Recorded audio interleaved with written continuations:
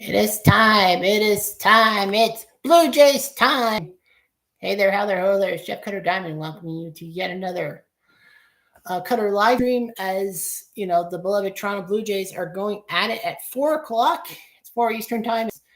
We're almost ready to see the Blue Jays and the Yankees start this game and everything. So they're just doing like a vignette.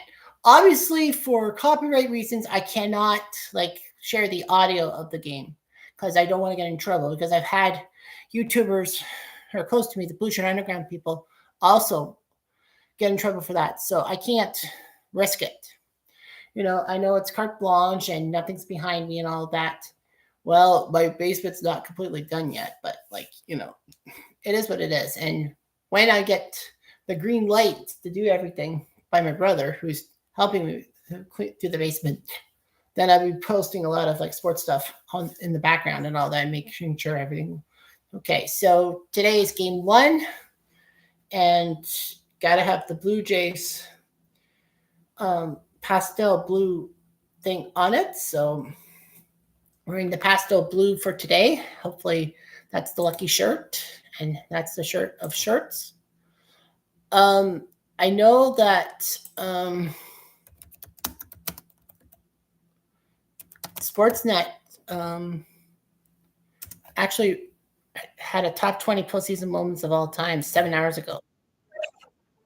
So yeah. So anyway, so top 20 postseason moments of all time. So we will put in the downloads thing and all that. So yeah, they're just doing the picturesque Blue Jays Stadium and all that. Yankees-Blue Jays from Rogers Center, game 1 of the ALDS. And on the Fox side, oh, they do. Well, Fox has Stan Shulman as the main broadcaster because Fox, for some reason, didn't want to do it. So Dan Shulman is the main guy. I don't know who the backup guy is. City TV has this game in the Fox thing. So Fox has it too. Wait, that's Dan Shulman. Then who the heck?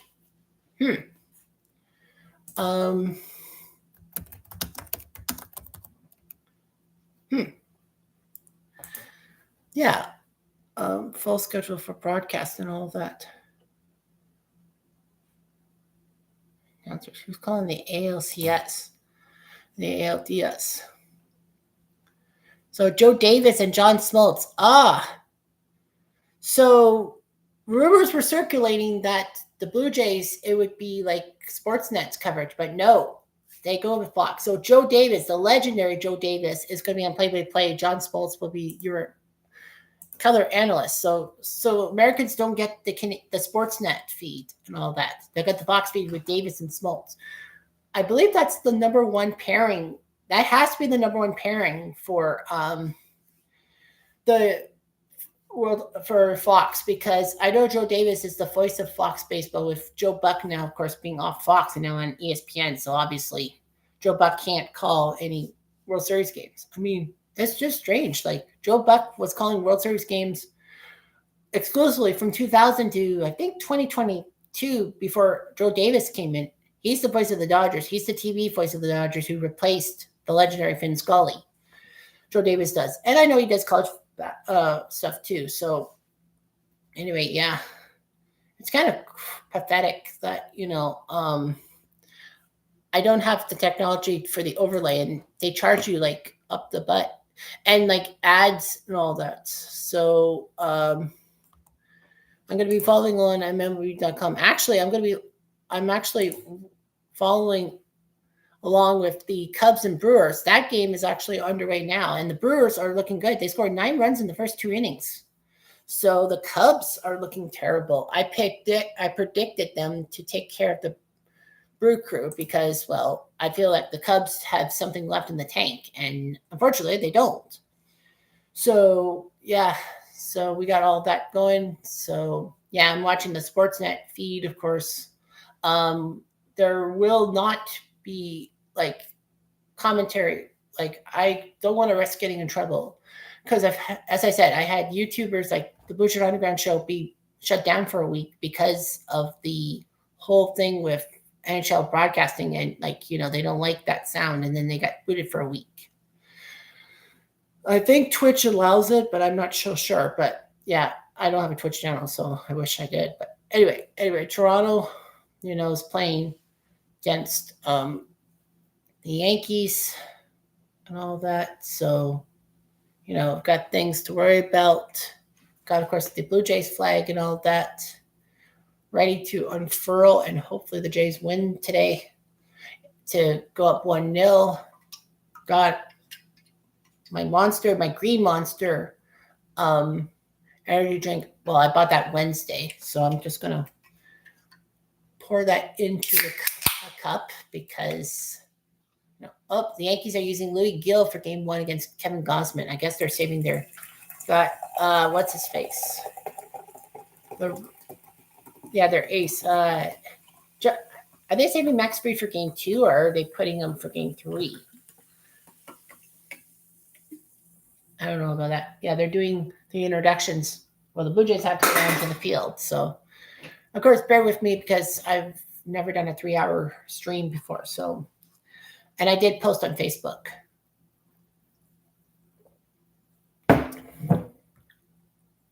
So now the Blue Jays are going to come onto the field, and, they play defense first. So got that going. So, yeah. I don't know in the background. I don't think so. I don't think in the background. I know my aunt's home, and she's got her TV on and all that. I don't know if you can catch that in the background. So, I'm just going to check and see if it is background noise, because if that's true, then I could be in deep trouble. But I don't think so. I think it'll be okay.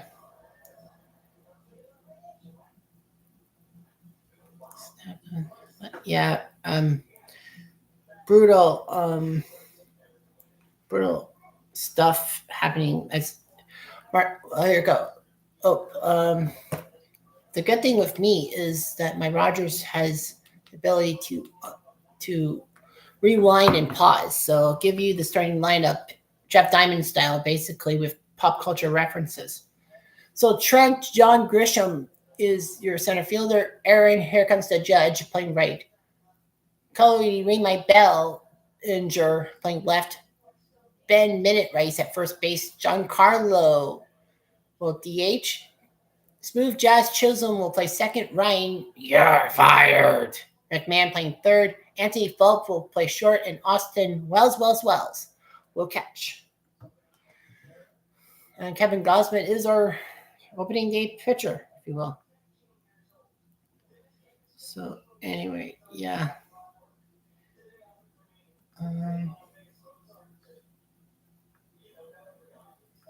So anyway. Oh, shoot. You can hear in the background, can't you? Shoot. You can hear in the background, can't you? Shoot. You can hear in the background, can't you? Shoot. So, oh boy. I hope that YouTube, well, anyway. Yeah, streaming, because YouTube does have a little bit of a problem. Oh boy. Well, we should see it and all that. But anyway, here we go. Blue Jays. Grisham is the first batter of the, I think, Booking.com. I think they have to do certain catcher thing. That's fair. Oh, it just bounced fair. Wow. They got Grisham. That just bounced fair. That almost was a foul ball, but it bounced fair. And all that. It can keep bouncing past the base. And if it does land fair past first base, that is fair. But it was fair. So anyway, yeah, you can always, what the hell are you doing, Boone? They think that it's foul. No, it didn't. It didn't go foul at all down the line. At least it didn't look like it. Are they trying to claim catcher's interference or some bullcrap like that?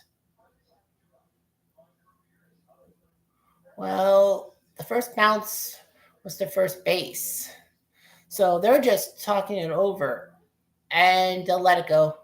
Yeah, I think Boone was just unsure what was the situation. And unfortunately, though, that is what it is. So anyway, got that going. Right, here's Judge. Oh, there's Rogers. Kind of there. Judge. First pitch popped up. Uh-oh. Flighty may not get it. Oh, it's in the stands. It was in the stands. So that is a foul ball. Of course, if they could call fan interference, but no, that was not. Flighty's lucky that actually bounced foul because that would have been error on him. Judge 331, 53 homers, 114 RBIs. Basically, when I talk about batting, I always do average home runs, RBIs. Nothing else. Judge, that's a hit. It's a shortstop. So past the shortstop into left field, that's just a single because he wants to mingle and all that. So, you got that going and everything. So anyway,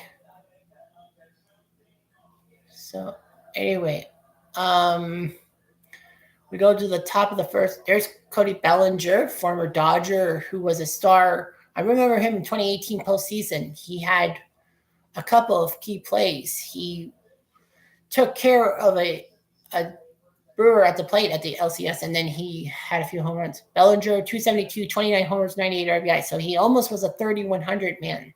He was a homer and 2 RBI short of that feet, which is pretty good. That tells you you're a slugger. Pitch on the way. Down.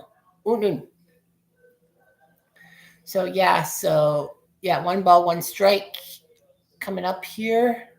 So, let's see what Gausman throws to Bellinger. Gausman did start the last game of the season, but he had more time. Now what do you tell? Oh, Gausman had to step off. He gets one of those because if he has to step off again on the pitch clock, that's a ball.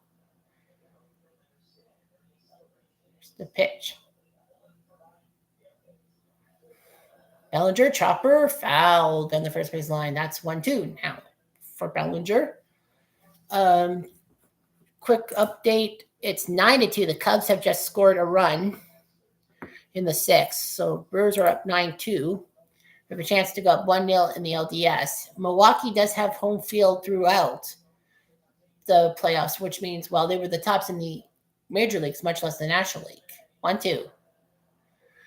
Foul again. Yeah, 1 ball, 2 strikes. So the Blue Jays, notwithstanding, the Brewers would be the 1 seed throughout and would host the LCS, and the World Series would have home field advantage if they get there. Milwaukee, 1982, the only time they've been to the World Series. That was Harvey's wall bangers. A decent pitching staff. I mean, Milwaukee probably would have been better if Rollie Fingers was healthy and not Pete Ladd being the closer, but whatever. 1 ball, 2 strikes. Pitch. Popped up. Easy play for center field with the shades on. That's 2 outs. And no chance to advance to second. Why would you advance to second on a fly ball to center? That's not realistic. Ben Rice is now coming to the plate for the Yankees. No score through, through 2 outs. The Blue Jays are trying to win this game to take the lead in the ALDS 1-zip. It's best of 5, first to 3 wins. Well, the ALDS has been around since 1995 as Rice comes to the plate. Pitch. Swing and a miss. 84 on the gun. So, Ben Rice, 255, 26 home runs, 65 RBIs. It's actually weird that the Yankees actually put him on the bench in game 1 and Boston won. So that was kind of a brutal move. I think now they've learned that Rice has to play. And another sweeping ball down in the zone. Strike 2, 0-2 on Ben Rice. Gausman trying to do something here and finish his half inning off.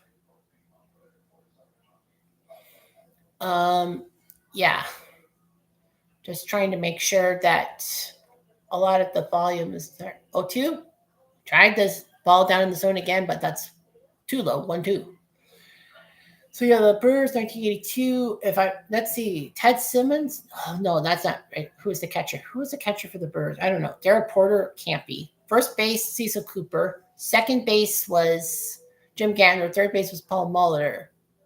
Hello, 96 on the gun. Yeah, third was third base Paul Molitor. Rob Mignon at short. Great outfield. The outfield of Gorman Thomas, Ben Ogilvie, and I think Mark Brohart, but I'm definitely wrong. I don't know.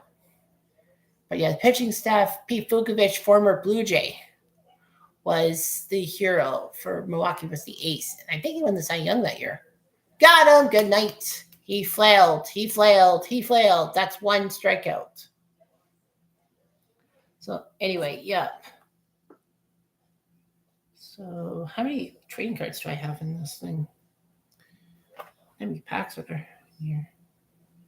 Yeah, the 2024 trading cards for Topps.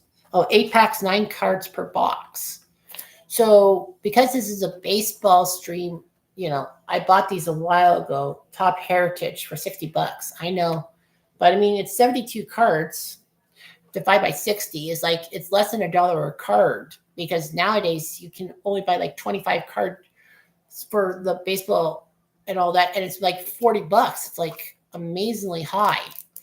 I do need to take a bit of a break for 1 sec because of the fact that I just don't want the background noise affecting my stream. I'll be right back. I'll mute.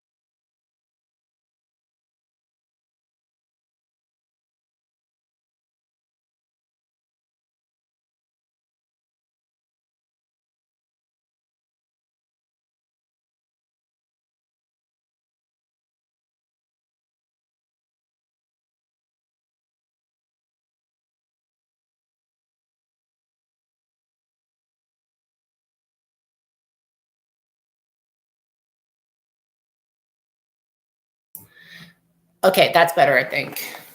Yeah, I just don't want it to be a hassle. Like an empty spoon over your face. Hard.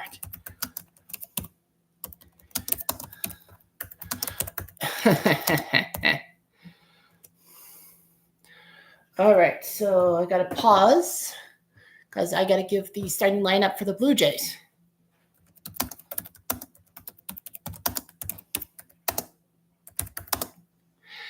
Yeah, you missed the top half talking about the 1982 Milwaukee Brewers.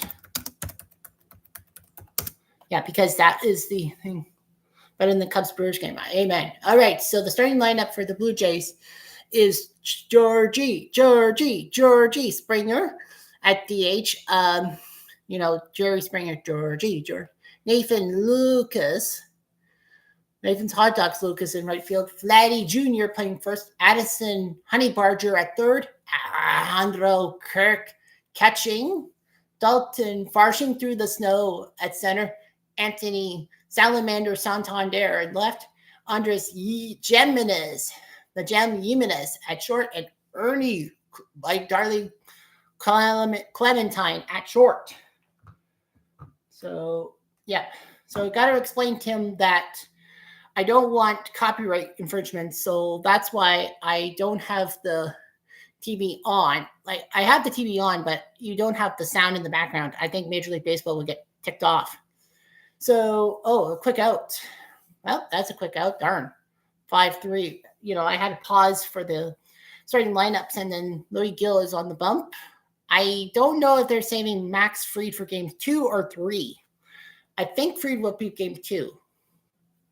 Because, he pitched game 1 of the wild card against the Bull Sox. So Nathan Lucas, 255, 12 dingers, 65 RBIs.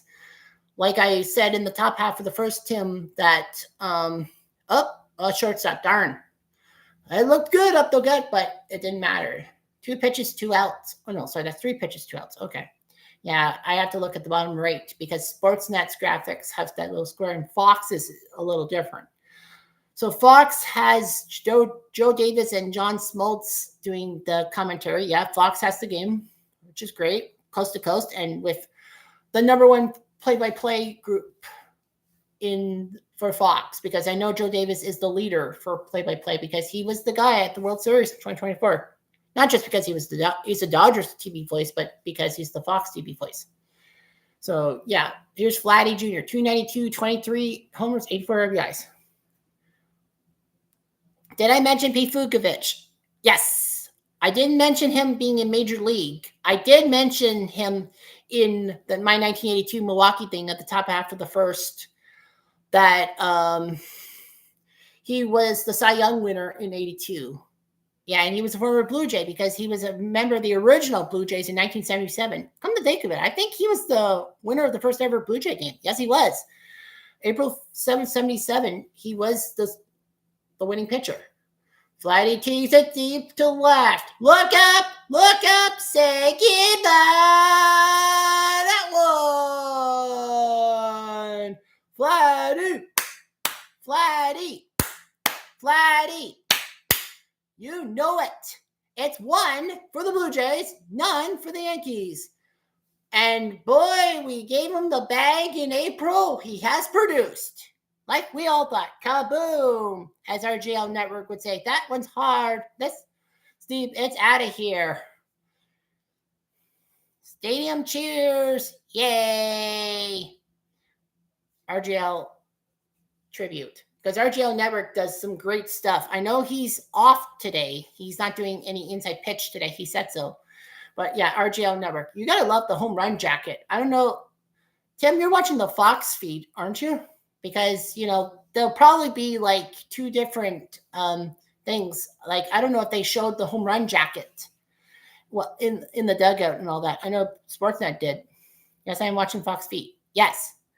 Oh, yeah, I forgot. I put people on a 20-second delay for commenting. I don't think I can edit that. Can I? I would, but yeah, I hope you understand, Tim. Like, it's just so that people just don't fast chat and all that. Addison, 243, 21 dingers, 74 RBIs. Terrible pitch. Why would you swing at that? That was wide. 2-2. Yeah, you're watching the Fox feed. And, did they show the home run jacket or not? Because, the Blue Jays have their thing with the home run jacket. I know Boston has the dugout thing with the Wally the Green Monster. Swing and a miss, 2 pitch high. But it doesn't matter. The Blue Jays strike first. 1-0. Thanks to Vladdy Jr. going deepy-doo. What can you do to left field? Well, that was a nice pitch, and Vladdy saw that. They showed the jacket. Seattle's trying it. Yes, I'm aware Seattle has to try it, and Boston has the Wally head. I know. I don't remember. I'm trying to think of the teams right now. I don't think the Cubs have anything special. I don't think Milwaukee has anything special. Dodgers, I think, have something, but I can't remember. The Phillies, I think, have something, but, it's to put the fun in baseball because, it can't be a boring old game and all that. All right, update time is that it's the top of the 7th in Milwaukee, 9-2 Brew Crew. Look at the box score. Matthew Boyd went 2/3 of an inning, giving up 6 runs. Well, 2 were earned, but 6 runs is not that good. Soroka went 1 inning, and I don't think it's Soroka. I don't think it's the Canadian. Oh, it is the Canadian, Michael Soroka. So Michael Soroka is on the Cubs. Okay, from Calgary. He was a top prospect for the Braves, but kept getting injured. I think he won the World Series ring with Atlanta. And Savali has pitched the rest of the way 4 1/3 with 3 hits allowed. Brewers. Here we go. Freddie Peralta pitched 5 2/3, got replaced by Ashby. I think who is he? Aaron Ashby. Okay, I think that's either Alan's son. Oh, nephew of Andy Ashby. I knew it was an Ashby. I was like, Alan and Andy Ashby. Damn thing for the 3 home runs in that 3-game series. Well, yes, Tim, I understand. But Cleveland at least made it a 3-game series and not a sweep, a disastrous sweep. Like, at least they forced a winner-take-all. I mean, the Reds didn't do that. I mean, Ohio, yeah, they went 0 for 2 in the wildcard series. But, you know, the at least the Indians, sorry, I have a habit of saying the Indians, not the Guardians. I have to stop that. I have to just say Cleveland or the Guardians. But nevertheless, Cleveland, you know, at least they won a game where Cincy did not. And Cincy, I don't think has won a postseason game since 2012, from what I read on Facebook, because that was when they choked to the Giants in the ALDS. I mean, they were up 2-0 on the Giants going home from San Francisco. Yeah, that's what MLB.com says. Aaron Ashby is the nephew of Andy. And all that. But yeah, the Blue Jays are now up 1-0, so that's good. And everything else. So now the Blue Jays have to deal with Giancarlo, who's leading off the second inning, 1-0 Blue Jays. Pitch. And he's in there, strike one. Giancarlo is a great player. 273, 24, 66. Bo Bichette left off the Division Series roster. Well, I guess he's more injured than you thought. Yeah, I feel like it's precautionary. I'll type it in the chat too. But yeah, I feel like it's precautionary and all that. The one thing I saw when leaving off the LDS roster was Chris Bassett, but I guess he's still hurt. So yeah, Chris Bassett's hurt. The Bassett Hound is hurt. So anyhow, you know, yeah.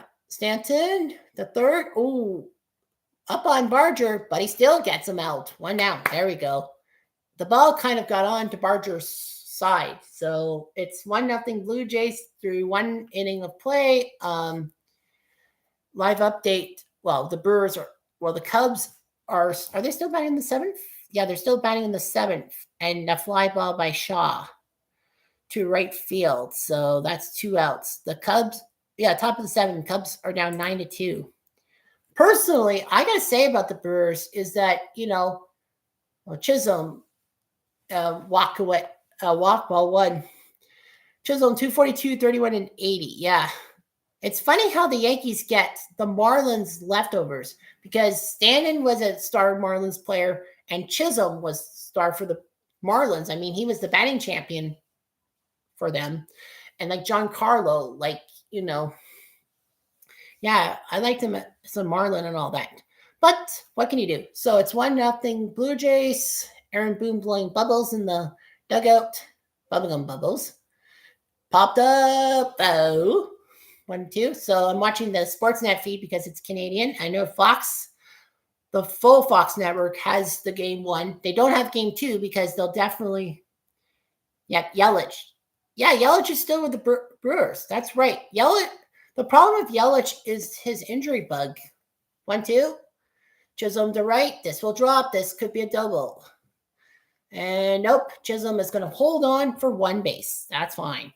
But yeah, Yelich is still with the Brewers. Remember, Yelich, when he got hurt the worst time in 2019 because the Brewers were playing the Nats in the 1-game wild card game. And if Yelich was playing right field, what inning is this in? Second. Yeah, I don't have an overlay, like stupidly. I know I would have an overlay, but you know, I'm not going to pay like $25 a month for an overlay. I mean, I don't earn money from this in a sense. Swing and a miss by Ryan McMahon. Strike 1. Playing third base. I thought there was always another good. I think Farella. No, there's another third baseman. 214, 20 home runs, 53 RBIs. I guess he can be the third baseman. Obviously, when I talk about stats, I don't do the whole thing. Yelich was needed for that game. Oh yes, indeed. Like I was making the point before I interrupted myself. Yelich, if he's in right field, when Soto got that hit and it scooted under Grisham's glove, Yelich would have cut it off. And who knows, maybe the Brewers would have lost to them, would have still beat the Nats. In the zone, strike 2 on McMahon. So yeah, Yelich was definitely needed for the game. I agree. it pained me watching Washington in 2019 because, where they used to be, the Expos in Montreal. And, as a Canadian baseball fan, you got to cheer for the Expos. A lot of Blue Jay fans didn't like the Expos and vice versa. But, I had in my heart for the Montreal Expos, and I was upset when they left. Ball two. But the worst part about the Expos when they left was the day of the announcement that they were going to Washington was their final home game ever. Like, timing was pathetic. Young Gomes and Asdrubal Cabrera winning World Series rings. Asdrubal was on that team. Okay. Young Gomes, that's right. He was on Washington. And Asdrubal was also on Washington. That's right. I know he was a former Cleveland player.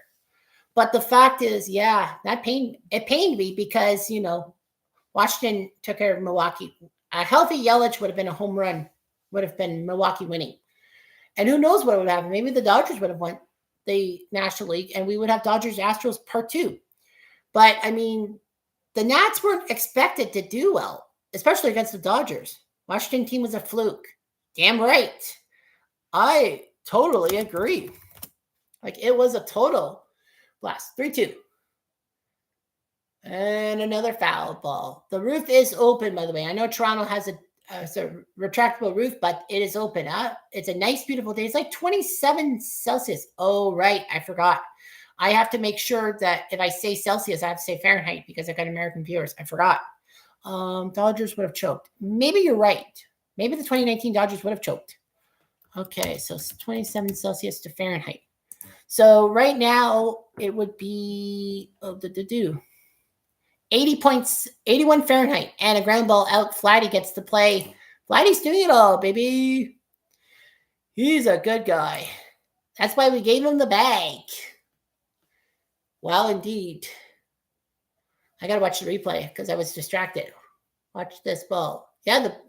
Oh, yeah. Beautiful. And he gets back to first. It is a double play. Oh, man, the bat really shattered. Thank goodness that it didn't hit anybody. That was just pure luck. Yeah. 70 Fahrenheit. No, 80 Fahrenheit. Yeah, I know, but I got American viewers, so I got to be Celsius Fahrenheit, 80 Fahrenheit. So it's about 80 Fahrenheit here. And it's October 4th. It's October in Canada.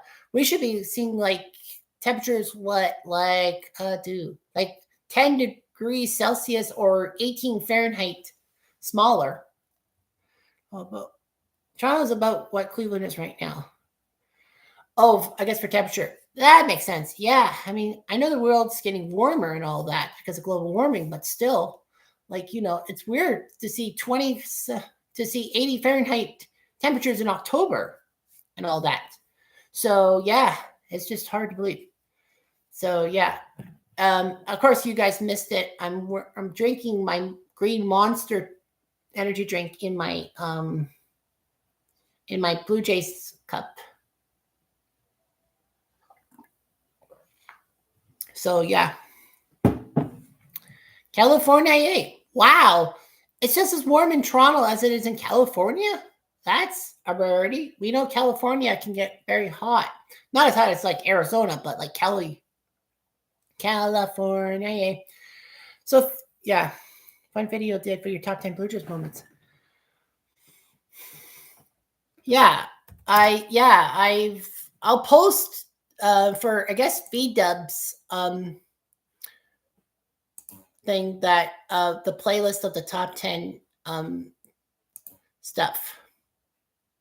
Recently added. Blue Jays cutter videos. Okay. Yeah, I'm just going to post in the YouTube chat the playlist of all the Blue Jays stuff I have accumulate, if you will. So, yeah, that's the playlist for all the Blue Jays cutter videos that I have done. And there's 9 of them. And, there's a couple of them way back in 2015 that I still had on YouTube and all that. I searched Blue Jays for, my videos and all that. And all of a sudden, it's just they didn't give me much. I was like, what the heck? So, yeah, so it's the top 10 Blue Jay moments of all time and the top 10. I couldn't give the top 10 plays. Really?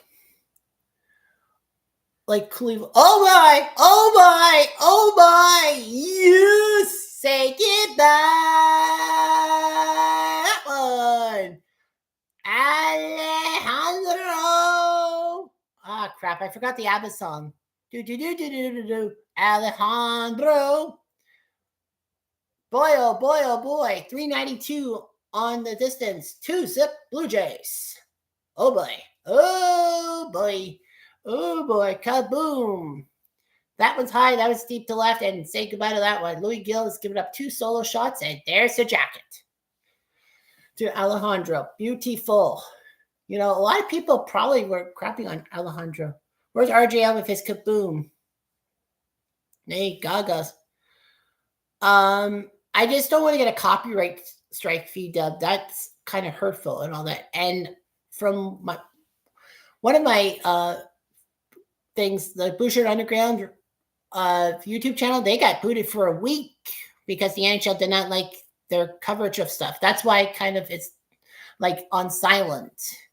I don't have the TV like muted. I just have it low volume so that I don't get myself in trouble. There should be an easy button when you hit an RJL saying kaboom. Question is, will RJ be okay with someone else doing his kaboom thing and all that? Well, I know I do stadium cheers. Yay. Varsho fouls it off. It's 2-2. So, yeah, amazing what Kirk could do as a catcher. Like, the big thing was in the division clincher on Sunday. Like, last Sunday, he hit 2 home runs and 6 RBIs. He had a grand slam in the first inning and all that. Yeah, but RJL, I don't think is really much into like watching other people's stuff. I don't know. But I think he said he had other stuff to do today. So that's why he's not, well, he'll make it a travel day for his Inside Pitch. I mean, I watch Inside Pitch and all that. I just can't play it because I'm not a board game and dice thing because my setup is not really the best. I prefer the PC versions and all that. I mean, you know, it took me like 2 hours to get through the whole PC Replay Baseball all franchise thing, like doing the coverage and all that because, you know, seedings and divisions and everything else happens and Varsho fouls it off. I mean, you didn't see the full 2 hours. If you had watched my PC Replay Baseball video, is that couldn't do it myself. Yeah. Right. Anyway. Yeah. So PC Replay Baseball. Base hit by Varsho up the gut. All right. There we go. Varsho's got a single. And next comes Santander, the guy we basically broke the bank to get in free agency from Baltimore.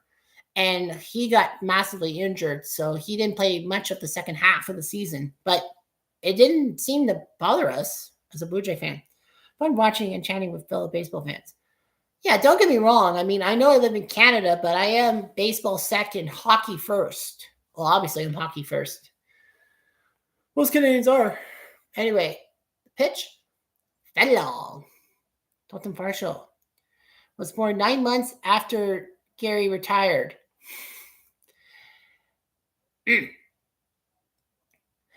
Santander. Yeah, he didn't hit the Mendoza. He was below the Mendoza line in the regular season. 175, 6 homers, 18 RBIs.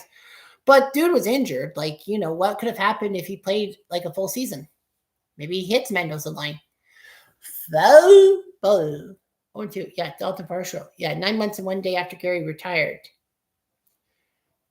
There's something in my mind. I can't say it. I don't want to get in trouble. You can probably guess. But yeah. Anyway, yeah. Named after one of Gary's fans. The late Darren Daulton. That's right. Darren Daulton's dead. I remember that. Someone saying that. Yeah, Darren Daulton. He was a good catcher. I mean, he was fine with the Phillies. Santander, well, that's way foul. It was inside on him. Good thing he can foul that off. But yeah, Darren Daulton was a good catcher for the Phillies. I think it was 91. He actually was in a massive car crash, and they thought that he was not going to be able to walk, much less play baseball again. And then 2 years later, in 93, he was a pretty good catcher for the Phillies when they went to the World Series. Way wide, 1-2. So anyhow, yeah, Louis Gill is nodding his head. with neck tattoos and all that. I'm okay with tattoos, but neck tattoos, it just doesn't make sense. 1, 2. Way wide. That's valid. But yeah, Darren Daulton. Fun fact, people forget Darren Daulton was actually one of the catchers for the 97 Marlins. Oh, actually, no, wait. He wasn't a catcher. He was a first baseman with the 97 Marlins. Or did he do both? I think he did both. Because I know he played for the 97 Marlins and all that. I hate neck tattoos. I'm with you, P-Dub. 1, 2. Val. Yeah, it's like, why would you want tattoos on the neck? Like, on the arms, fine. Like, maybe one on the back of the neck, fine. Face tattoos, forget about it. You can't take someone with face tattoos seriously. Leg tattoos, fine. I could take that. Yep. I know. He was on the 97 Marlins. That's what I'm saying. 1, 2. Did he go? I don't think so. They're checking. No way. 2, 2. All right. Santander is trying to work him. Oh, yeah. Baltimore. Man, it was actually amazing. We got Santander from the Orioles in free agency. He was supposed to be good, but injuries, ruined him. Oh, he steps off and all that. Are people who were in prison. Yeah, that's kind of cool. Yeah, I know Cleveland baseball fan. I thought he was a catcher because, Darren Daulton was a catcher. But yeah, Greg Son was the backup. That's right. Foul again. Just making Gil work for it. If you can't swing at the ball, just foul it off and make sure that the pitcher keep adding to his pitch count because that could be brutal. So yeah, anyway, 2-0 Blue Jays. Just nervous. Of course I'm nervous for every Blue Jays series and all that. Pitch. He went for it. It was out of the zone. Nuts. Strike 3. Charles Johnson's errorless streak. Did he have a long errorless streak? I don't think it's the record. Or is it the record? Charlie Johnson has the record. Touchdown, Alabama. Yeah. Yep. I'm kind of into the college football as well. I know it's Saturday. My team, Arkansas, is not playing today. They're on a bye. Oh, they went for a pickoff move but failed. Yep, Arkansas plays Tennessee next week in Tennessee. And the Foles want revenge for last year when Arkansas shocked the Foles when they were number 4 in the nation on a Saturday night on ABC. It was a great game. It was one of my favorite Arkansas games of all time. Give it is. Oops, that's a fly ball. Dude, why are you shielding your eyes? Where are your glasses, Judge? I know I shouldn't say that because, it's like, oh, you're helping the Yankees. I'm not. I'll stay at 7. V-Dub, my team is winless. UCLA, I bet. Because I know UCLA was having troubles. Yeah, UCLA was winless for the longest time. Oregon State. Oh, okay. Okay, because I know LA was like winless too. And stupid move. Like Nico Imaliva. Like, why would you leave Tennessee for UCLA? I bet he really regrets that move. But it's about the dineros. That's what I hate about the whole NIL stuff with NCAA and all that. Yeah, LA's winless still. Oregon State. Well, Oregon State will be back in the Pac-12, right? Because I know they're redoing the Pac-12 and some schools are going to move to the Pac-12 and make it kind of a new Pac-12 and all that. That's kind of cool and all that. You kind of get that conference back into real life thing.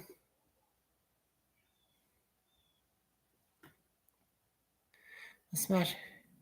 Your mileage may vary. Just an FYI, your mileage may vary. What's that about? I'm just trying to get the reference.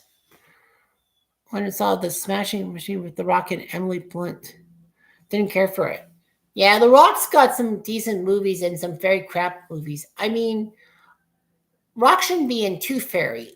Like did they make a second Tooth Fairy movie? Fly ball center looks like a catch for the Blue Jay. Yeah, and the Blue Jays are out of the inning. Well, a home run, though, 2-0. Me, my opinion's just mine. I don't, yeah, like you're free to share your opinions, Tim. Like, I understand. And, we have different opinions if you wish and all that. Yes, Pac 12 will be 8 teams. And Gonzaga being a basketball affiliate. That's right. Gonzaga never has football. I don't think they have football. Gonzaga. I know my buddy Jason Lundgren, fellow Aspie, and from Washington State, close to Seattle. He actually Gonzaga's close to him, and they're a basketball powerhouse. Like always making it interesting. They almost won the title in 2021 under COVID, but lost to Baylor. I remember that. Yes, Pac-12 will be 8 teams. That's right. It's kind of weird. It's like you say Pac-12 for 8 teams when, you're talking 12. Yeah, they haven't had a football team since 41. Fair? Yeah. Yeah, 8 teams. Yeah, it does tick me off when, conference names, it doesn't reveal the true number of teams in it. Like I know the Big 10 has 16 teams. Is it 16 or 18? No, I think is it 18? Yeah, no, it is 18 because it was 14 before 4 teams moved from the Pac-12 to the Big 10. Cubs are down 9-3 again. Keening is in for the Brewers, and all right, so it's 9-3. Cubs have scored again, but it doesn't look like the Cubs are going to win Game 1. But it is a best of 5, so like the Cubs could pull off 3 straight wins or win 3 out of 4. You never know. I predicted the Cubs to beat the Brewers because I'm like the Brewers have a bad history of faltering when it counts, and the Cubs might do it. Go Phillies, V-Dub says. Philly said, yeah, V-Dub says, go Phillies, beat LA. Yeah, well, I picked the Dodgers because it's almost always big in the postseason. They're built for the postseason, if you will. Despite them winning the division and having to go through the wildcard series, they're built for the playoffs. I mean, the Phillies are okay, too. Holy, what? UCLA is beating Penn State with 4 minutes left in the first half. There's a Kevin Gosman quote. The guys are fired up how crazy these Canadians are going to be. Huh. You don't know that. Because unlike hockey, like baseball, there's like Canadians follow one team in a traditional sense, and that's the Blue Jays. Hockey, you got 7 teams in 7 Canadian teams in the NHL. NFL doesn't have any sport team, and the Raptors are the only team in the NBA that's from Canada because Vancouver went to Memphis in 2K1. Yeah, but being a Giants fan, you can't root for them. I respect that. I respect the Giants. I don't really have any hate for the Giants right now and all that. I mean, they did win 3 titles in the 2010s, and the Blue Jays haven't won a title since 93, so I can't really hate on them. Volpe, 212, 19 home runs, 72 RBIs in the regular season. Almost got to 20. 20 is a decent number nowadays. Fly ball to center. Varsho, is he under it? He should be. You bet. That's 2 down. I think the shadows have changed that he's not wearing his sunglasses. That's good. All right, so it's 2-0 Blue Jays. Top of the 3rd, 1 out. Cubs are getting their butts handed in by the Brewers. I'll probably just keep my eyeballs on college football scores and update you guys on CFB scores, like the top 25, like after Cubs and Brewers, because then my mind's going to be there. Because I know the Dodgers and Phillies play at 6:30, and that will overlap the Blue Jays by a little bit. Wells? Oh, yes. Easy play. 4-3 on the putout. Yes, sir. That's 2 down. So, yeah, I could stream the Dodgers Phillies on another device as I have HBO Max. True? Yeah. Yeah. So, like, this is big and humongous. I mean, the Blue Jays, Kevin Gosman's a great pitcher, all that. As I said, he started on Sunday, last Sunday, when we had to win to clinch the division. And, the Blue Jays helped him out. He pitched, 4 innings, I think it was? Grisham, pop up. Someone get it. Barger, get it. No problem at all. That's 3 up, 3 down. The Blue Jays do their job. Quick top 3rd. Yes, quick as a bunny. It's 2-0 Blue Jays through 2.5. Just going to keep my eyes on the Cubs and the Brewers right now. It's 2 outs, nobody on base, keying to Happ. Ian Happ, that is. And he grounds out. 2-3 on the putout, and the Cubs are running out of outs. They're 3 outs away from losing game 1 against the Brewers and all that. Yeah, so I'll focus on college football more so. Come to think of it, I haven't really eaten much since like lunchtime.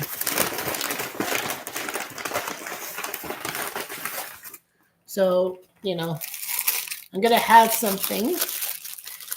And, I'm kind of like SNL, but this is a prop for one of the best sketches ever. Cheeseburger, cheeseburger, cheeseburger, cheeseburger, cheeseburger, cheeseburger, cheeseburger, no Coke, Pepsi. Kind of love that sketch and all that. I was born 7 years after that sketch, but it's still hollow to me.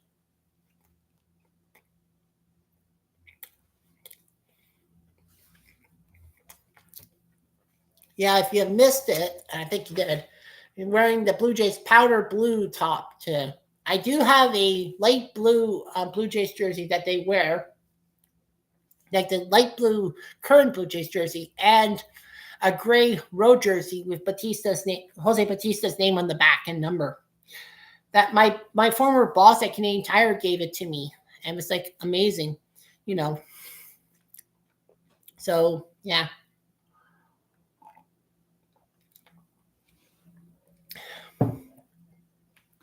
So yeah, for no announcers of Houston 95, SMU 21. Wow.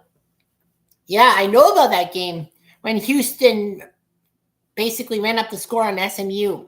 And that's pathetic. That's poor sportsmanship for Houston. Because SMU, that was the year they came back from the death penalty because of the whole booster crapola, and ESPN did a great job with their 30 for 30 Pony XS. I like that one. It's one of my favorite 30 for 30s of all time is Pony XS. And all that about all the booster crapola and all that in the Eric Dickerson era. And then SMU got given the death penalty, 1,000 yards. That was like 950 or something like that. Guess not. But yeah, Houston. Yeah, it was at the Astrodome and all that. Yeah, 95-21. I feel so bad for SMU because, they were coming off the death penalty. Actually, it was supposed to be a 1-year death penalty, but SMU self-imposed the 1988 ban. So because they said they only had to go with a shortened schedule, George Springer on at the plate. So yeah, like Houston, that's poor sportsmanship and all that. And was it that year or the next year that Houston got busted for stuff like that? They would have been able to field team in 1988. Yeah, and I think the schedule would have been terrible too. Well, that too, yes. But the more I think about it, oh, now what's going on? I didn't catch that, Okay, it's fine. I thought there was some kind of thing going on. That's the problem, though. You got to look at the screen and you got to look at, well, both screens, my laptop and my TV. 7 games and none at home. Right. I think VW, would they have had to play all their games in the state of Texas? Because I think they would not have been allowed to leave the province. My Canadian brain is too powerful. State. The state of Texas. I bumbled myself a lot. Trust me. I got just no home games. But they would have been in Texas, all 7 games. Probably playing Texas Tech, Houston, A&M, Longhorns, state of Texas. Yeah, SMU was, they were they were Southwestern Conference. That's right. Because I'm just thinking, what conference was SMU in? Yeah, they were in the Southwestern Conference in the 80s. And that conference was full of cheats and boosters and crapola and probations. Because they said, I read a book and they said of the 9 teams in the SWC, only 2 did not suffer probation at any point. Arkansas and Rice, if I remember correctly. Yeah, Arkansas was part of the Southwest Conference and the only non-Texas team in because swings and miss 1-1. So yeah. Well, Rice, it makes sense because they were called the scrawny nerd of the Southwest Conference because they were more academic than football. I mean, how many good race teams can you name other than 1953 when they went to the Cotton Bowl? Lucas, they almost collided, but Bellinger makes the catch. Oh, that would have been disastrous. But yeah, they made the catch to down. And Flatty's coming to the plate. We'll see what he does for an encore, if he does anything for an encore.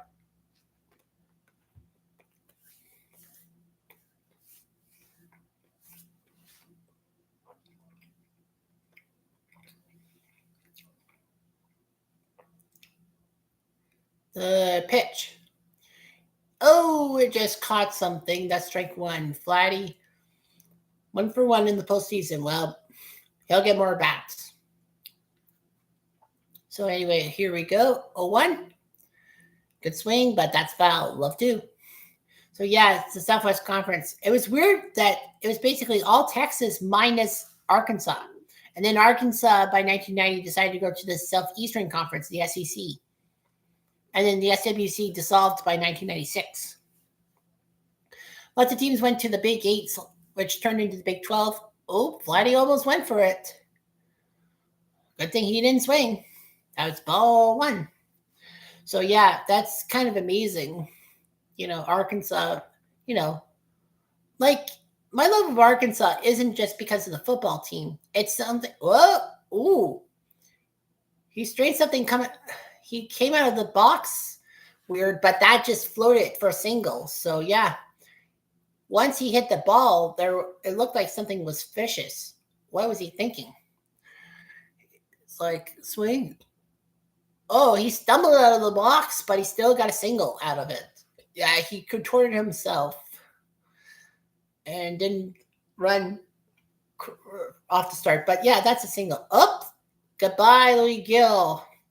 They're going to yank him. Dun, dun, dun, dun, dun, dun, dun, dun, dun, dun, dun. So he's had enough. And the fans are cheering because Louis Gill is out of the game. Brewers are still crushing the Cubs right now, 9-3, and that's a ball. Yelich will take a walk with 2 outs. So Brown is pitching for the Cubs. Well, the Cubs are trying their best. I mean, Milwaukee only one World Series final appearance in their history, 1982. That was a good series, though. It was called the Stud Series because the Brewers and the Cardinals basically were in beer towns, and Milwaukee was Miller, and St. Louis was Budweiser. A pitcher after giving up 2 runs. I think he had a pitch count. So, I think pitch counting and the fact that, people are panicking over a pitch count, that's kind of been terrible in the system. I mean, I know like the 80s and 90s, you pitch till you get to 100 pitches until your knuckles bleed or whatever you want to call it, your hand bleeds. Like Nolan Ryan would not have been yanked after like 50 or 60 pitches because, Nolan Ryan was just like amazing, especially in his 40s. I mean, he was older than I am. Well, I'm 40. He was 44 when he hit the Blue Jays in 1991. Like he was still he was a fitness freak. I know I used to have a DVD called Unhittable, the best of baseball no hitters, and then there was a bonus feature which saw Nolan Ryan this week in baseball do something on Nolan Ryan and his fitness thing in 87. Yeah, 48 pitches. Nah, I don't know about that. Maybe you just wait till maybe 60 or 70 for Gill. I mean, the guy didn't pitch in the ALDS and the wild card round. You might as well give him some more pitches. I mean, if the Blue Jays really start to pound the bats, then you get rid of Gill. In OOTP, I would not have yanked him. I would have waited for the 5-run rule because 5 is a high number. Tim Hill, I don't think he pitched against Boston, but yeah, Tim Hill, 3.09 ERA, 5 strikeouts per 9 innings and all that. Yeah, that's right. That's what I was alluding to, Cleat Baseball fan, that he had a crazy workout routine and all that. Yeah, I saw that whole thing. But yeah, Nolan Ryan was iconic. 44 years old when he throws 7 no-hitters. I mean, how many pitchers have thrown 4 no-hitters and all that? I don't think Verlander hasn't got 4. Verlander has 3 no-hitters. Yeah. Because Koufax obviously had 4, including a perfect game. Nolan Ryan didn't have a perfect game. But the worst thing about Ryan is, he's a submariner, eh? Tim Hill is basically a submariner. He's like Darren O'Day or Mark Eichhorn. Yeah, he throws at that sidearm. If I were a pitcher, I would throw sidearm because I don't have the complete strength in my hand to throw overhand for some reason. Yeah. Barger. Ooh. Volpe. No chance. I don't think Volpe had a chance to get him. Beautiful infield hit by Barger. Attaboy. I don't know. I think Barger would have been safe if Volpe threw the ball.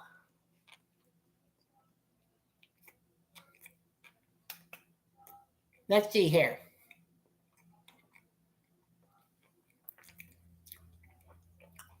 He thought about it. He thought about throwing the first, but I think Barger would have been safe by just an inch. Yeah, he would have been safe.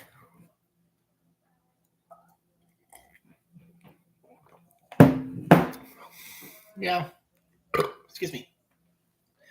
Yeah, they said highest average in runners in scoring position. Sportsnet says 292 with the Brewers and Dodgers 2-3. So that's big. But we'll see what happens. Kirk. Well, he do for an encore. He went deep in the second. So we'll see what happened. Well, Flatty for an encore after the home run hit a single. See what Kirk does. Hit him where they ain't. We Willie Keeler started that whole thing. Hit him where they ain't. Too high, but one. So, yeah. Yeah. Like, my routine after 7 o'clock, like after the Blue Jays Yankees game, I'm definitely watching Miami versus Florida State because that is a rivalry for the ages. And he fouls it off 1-2. So, yeah, I'm watching Miami Florida State at 7:30. Like, it's a great game. It's one of the best rivalries in the world, in a sense. Yeah, I think ABC said they're having I think it's on ABC, right? Because I'm like, they have an ACC affiliation, I think. Because I'm like, well, CBS doesn't work with the ACC. They work with the Big Ten, and Fox doesn't have the ACC affiliation. But yeah, Miami, Florida State, you got to know. Well, the YouTube channel Secret Base, they do, what is it, Bleacher Report? Like Secret Base. They're off of Bleacher Report, I think. And they do these videos, and they did a beef video. Kirk, oh, shit. He's going to throw him out. Kirk's not a good runner. Yeah, nuts. Oh, well. At least we're giving the Yankees fits. That's all you can do. So, yeah. So, like the Blue Jays, all that. But, yeah. Miami, Florida State. Yeah, they had a beef video. And, like, Miami, Florida State, I think, was not really much of a rivalry until the 1980s when the 80s culture hit. I mean, Miami and Florida State both almost had a terrible, way with football because I think that both schools almost gave up on football. I know Miami nearly gave up on football in the 70s or something before Schellenberger came in to revitalize the Hurricanes, and they won the national title in 83 against Nebraska, beating up on Turner Gill and, Mike Rozier, Irving Fryer. Those Cornhuskers were scoring, 50 points per game or something, they said, and Miami beat them 31-30. Now, of course, a lot of people said Todd Osborne should have kicked the extra point to tie, and they would have had the national title in their hands. But, you sometimes have to be gutsy. But I feel that, Osborne should have kicked the extra point, tie the game. Their ties in college football were common until 96 when they abolished it for overtime. But I think that, Miami and Florida State. Yeah, the 80s were big.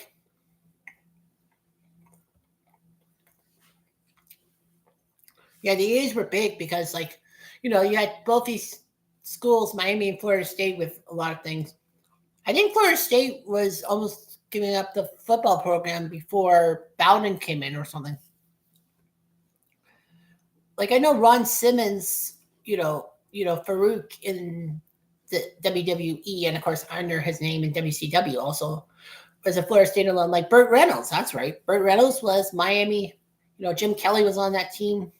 No, wait, Jim Kelly was not on that team for the 83 team. That was Kosar, because Jim Kelly was drafted in 83 by the Bills and refused to go to Buffalo and spent 2 years in the USFL. And then once that closed, he had to go to Buffalo. Good move. One of the best moves ever. I still think Jim Kelly is going to be definitely better than Josh Allen. The only way Josh Allen is going to be better than Jim Kelly in Buffalo history is if he gets a ring and all that.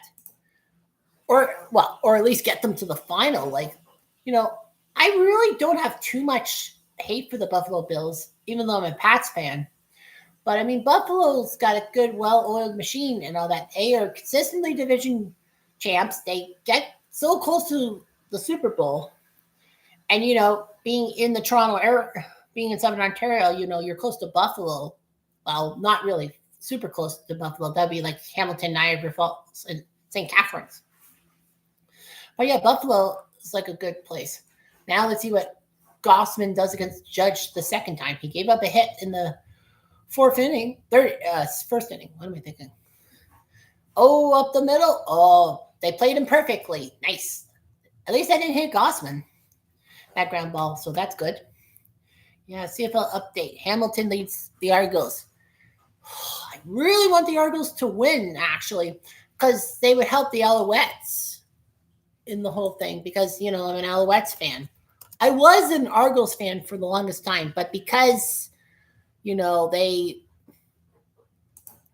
betrayed me. Well, Doug Flutie betrayed me by leaving for the NFL. I felt betrayed, so I decided to switch teams. I almost went to Calgary, but I went with the Alouettes instead. So, yeah, the standings for the CFL. Sasky is in the playoffs. They have 3 more games left because everyone plays 18 games in the CFL. But too low. So, yeah, Sasky has almost got the West one. My owner is a Sasky fan. The owner of Canadian Tire my Canadian Tire is a Saskatchewan fan, because in the Canadian Tire hierarchy,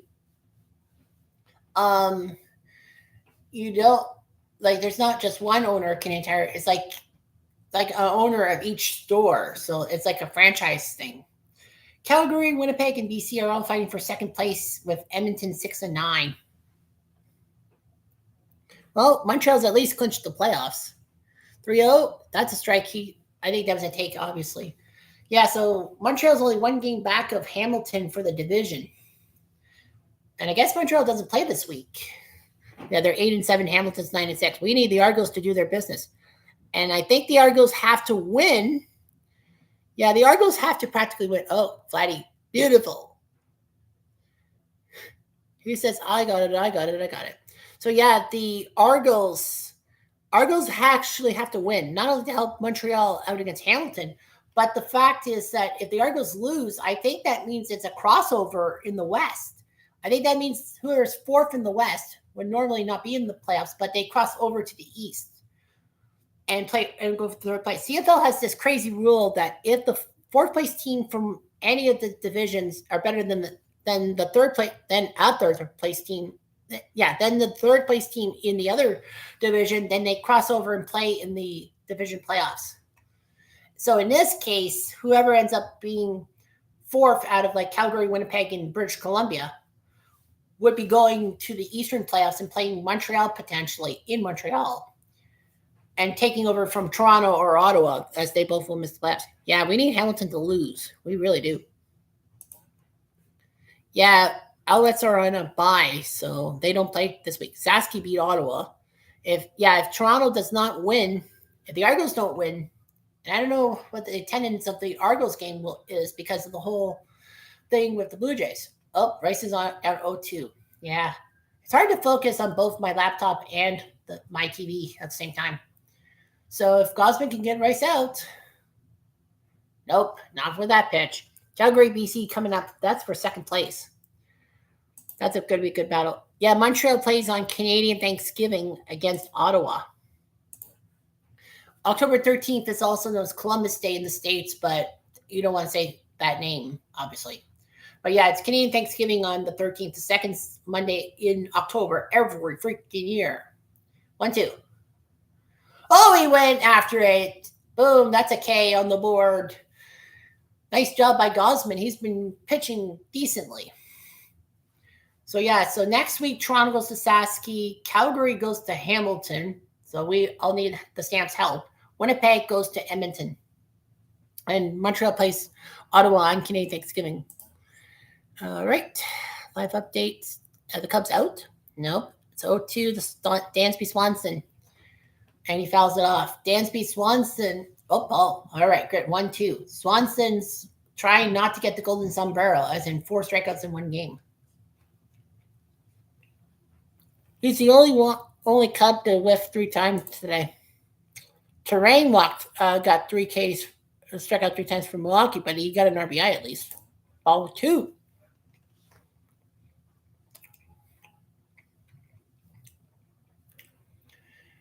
Yeah, so anyhow. So yeah, I'm just keeping my eyeballs on the Cubs because that game's about to be over, and then I'll be keeping my eyeballs on college football because, I got to watch college football.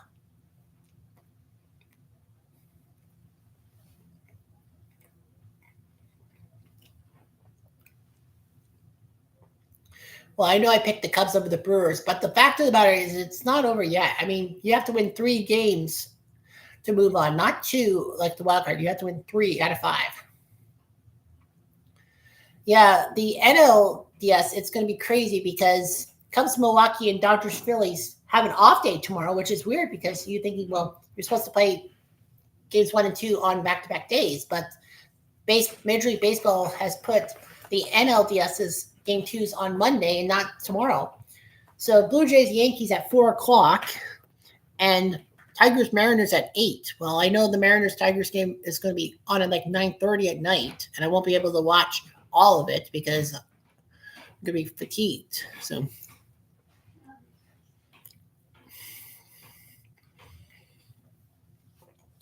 well,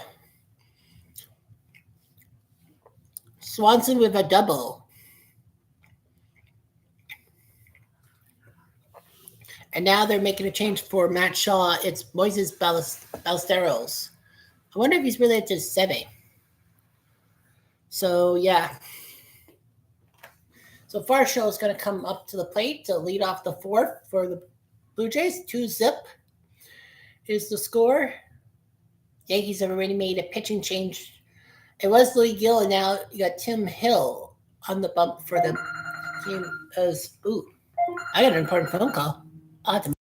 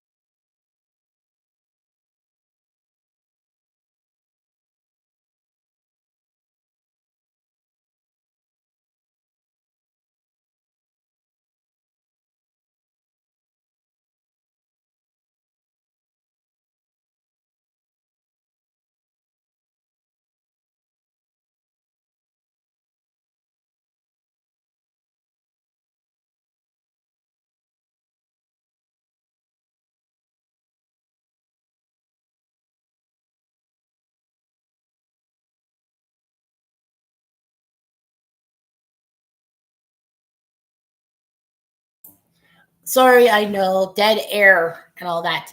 Well, like Aaron, my warehouse manager, um, well, he's got a job in Ganawake. I cannot pronounce that name for the life of me, freak. But yeah, he just came by because he's visiting his family up in Kitchener for Thanksgiving. So, like, I gotta show you the pictures. I gotta show you the fucking picture. Sorry, I should not have said the F word. I'm sorry. Well, I'm not monetized anyway, so, like, I screwed it up. Okay, here we go. Lo and behold, here we go. I hate my angles and the sun getting off. Oh my gosh, Jeffrey Diamond, the sun's coming out. But yeah, yep, that's me and Aaron and Cameron.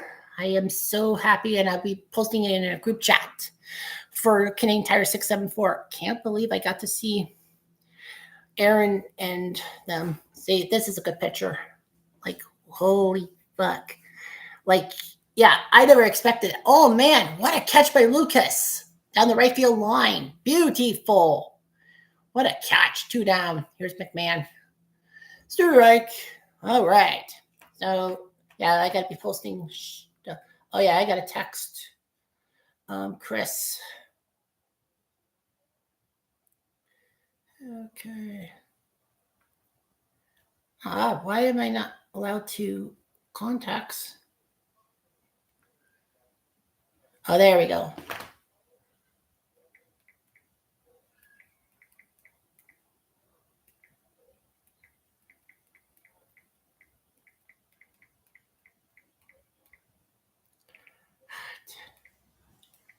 I shall up 0-2 to McMahon. Is it over? Then it's not over. No.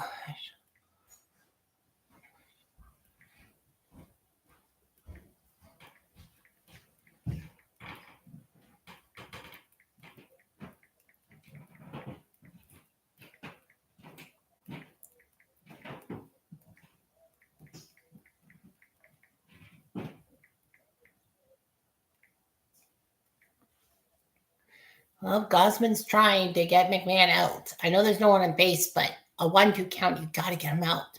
You have got to get him out. Oh, that's foul. Ouch. Off the catcher's mask.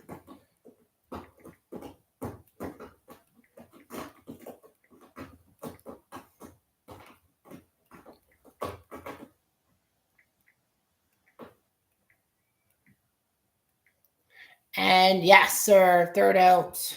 2-0 Blue Jays. This game is official. Well, I don't think there will be any weather problems because if it does rain, the dome will close.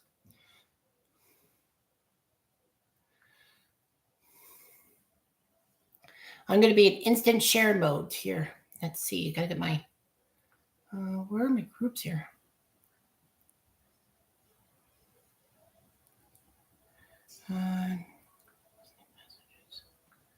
Okay, Robbie. Where's the group?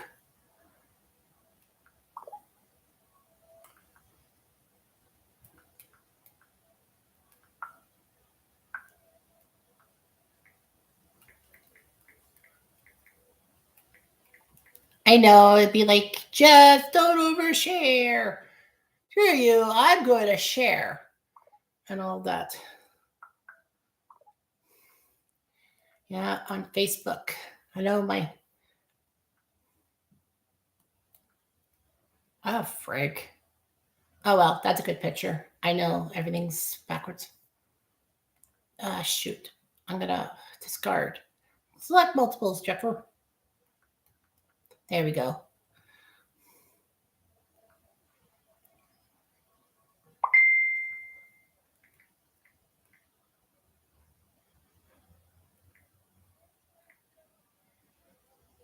There we go. Welcome back. Yeah, welcome back, Connor.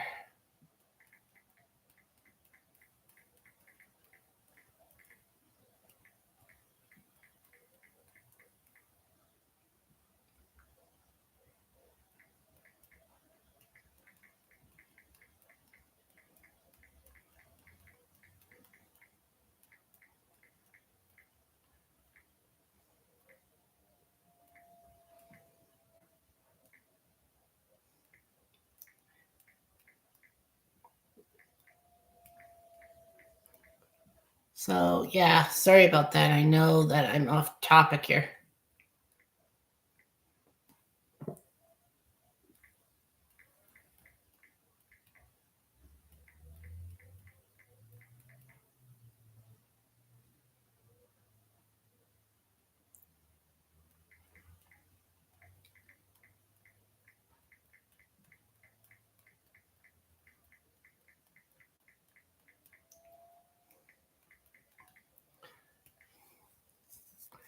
Yeah, I'll share it with you off my cell phone.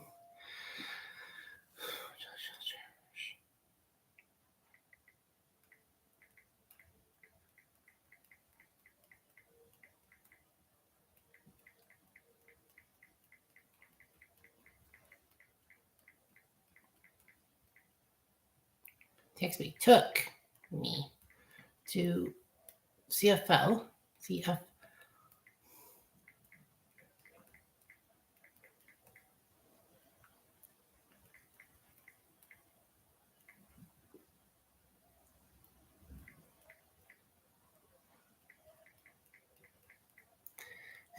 Ground ball out.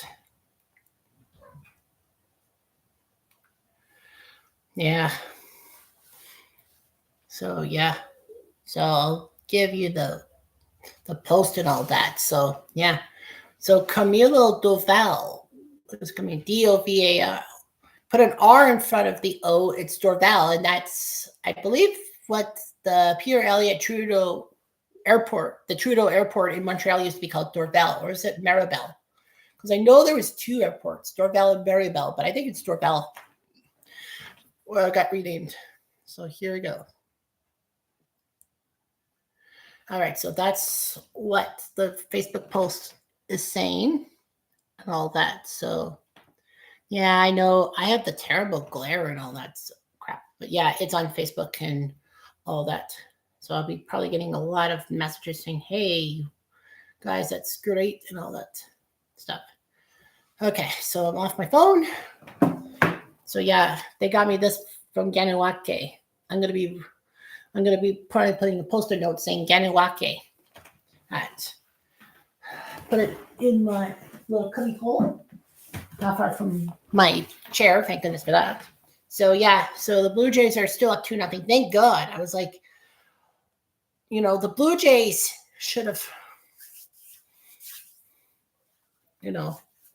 yeah, I know.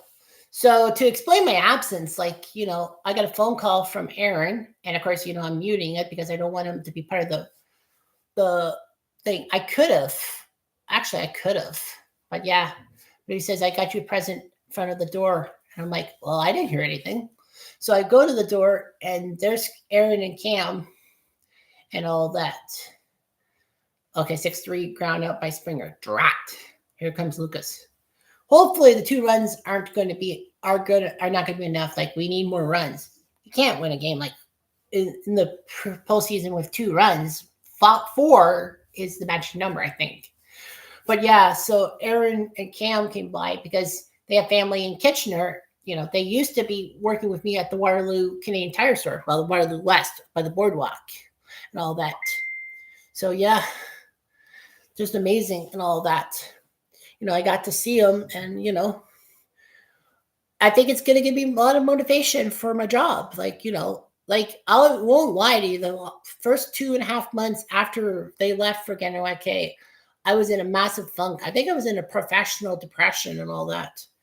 But, it was like me going to work, well, physically, but mentally, I just didn't want to come because, the new owner, I didn't have trust in him. I have trust issues. I know I do.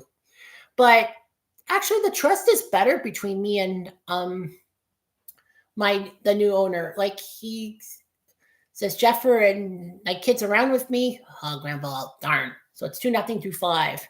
So regardless of that, it's just amazing. But yeah, I didn't expect that. Ugh.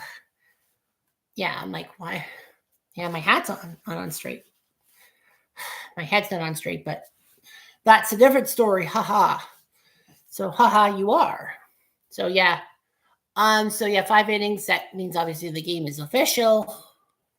It's not going to rain in Toronto anytime soon. 9-3 Cubbies.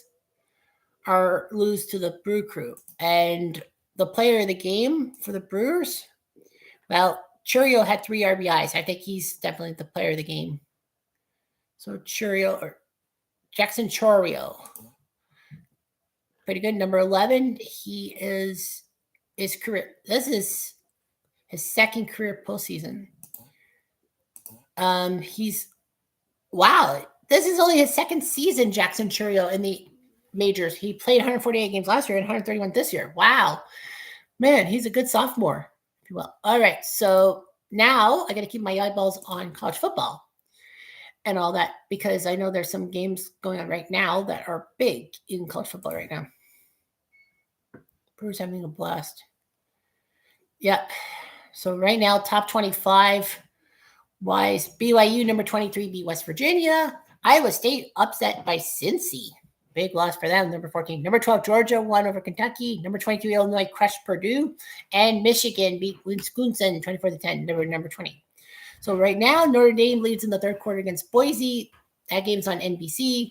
Number 24, Virginia plays Louisville. It's tied at 14 at the half. Vanderbilt's holding Bama quite well. It's 14-14 at the half. Vanderbilt could pull one of the rabbits out of the hat again. Imagine if they take down Bama for the second time in 2 years. Now, Vanderbilt, don't get me wrong, it's a decent university and all that, but what's good is their football team. Like, I know Diego Pavia is a pretty good quarterback and all that, and so was Jay Cutler. But those are the only good Vanderbilt players I know for football. Even basketball, I don't know many Vanderbilt players. Number 9, Texas losing in Florida on ESPN. I thought that game would be on ABC. But I guess that's at Bama. Yeah, Texas losing in Florida. You know, Texas is now part of the SEC. They will deal with Florida. CBS has number 7 Penn State losing in LA 27-7. And UCLA is winless. And, you know, a lot of people say Nickel, I believe, should never have left Tennessee. I agree. Oklahoma's crushing Kent State right now at number 5. Oklahoma, they're playing a non-conference team, Kent State. I think, is it next year? Yeah, next year SEC is adding a 9th conference game. So you'll probably not see like the Kent States or Arkansas States, like, you know, with the Razorbacks playing against them. Yeah, so that's all. Texas Tech, number 11, goes to Houston later on tonight. Number 6, Texas A&M against Mississippi State. Number 1, OSU on NBC, against Minnesota. And on ABC, it's Miami, Florida State. So, yeah, we've got to keep our eyeballs on that.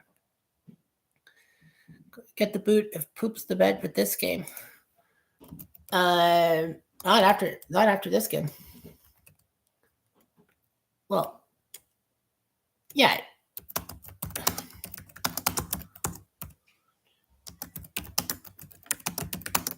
Yeah. Like, I'm just telling you, Tim, you can't fire this or coach this early for 2 crappy losses. Like, UCLA could bubble. Volpe's on an 0-2 count in the 6th inning. Here we go. Up, Volpe to the left. Uh-oh. This is deep and off the top. Just over the left fielder's glove. It's a double off the wall. Nuts. Right row. Well, at least it wasn't a home run.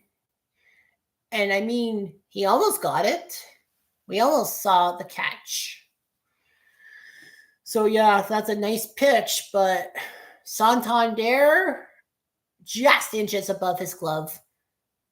Well, at least it wasn't going to be. Yeah, I don't think he would have got it. It was off that little pillar thing, just below the light blue line, which is the home run line.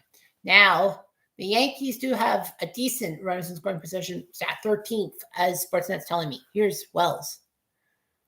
Wells to right field. I'll dip in base hit. And now they will hold Volpe at third. So it's 1st and 3rd. Oh, boy. Now we got problems. He's losing it. Jigs. Yeah, UCLA fired their coach after a few games. That's right. They did. And it was Deshaun Foster, who used to play for the UCLA Bruins and be their running back. Is he the greatest running back in UCLA history? I don't know. Kareem Abdul-Jabbar, Kareem K-A-R-I-M Abdul-Jabbar could make the argument. Nope. It's the pitching coach. It's Pete Walker. It's not Schneider, the manager. So Walker's going to talk to him, and I think they'll have to get the bullpen. up and running. Oh boy, this could be bad. Well, if you can just get through this inning without much damage.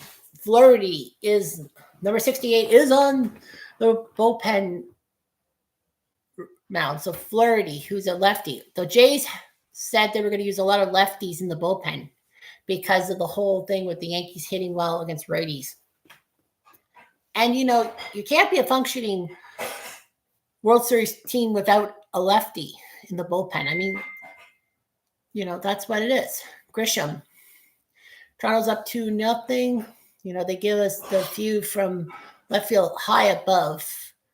At least the camera doesn't dip down completely because, you know, that'll make me nauseous and all that. I have a massive fear of heights. I really do. But Grisham, pitch wide. Yep. Walker, well, the pitching coach can't take a pitcher out of the game unless the manager gets booted.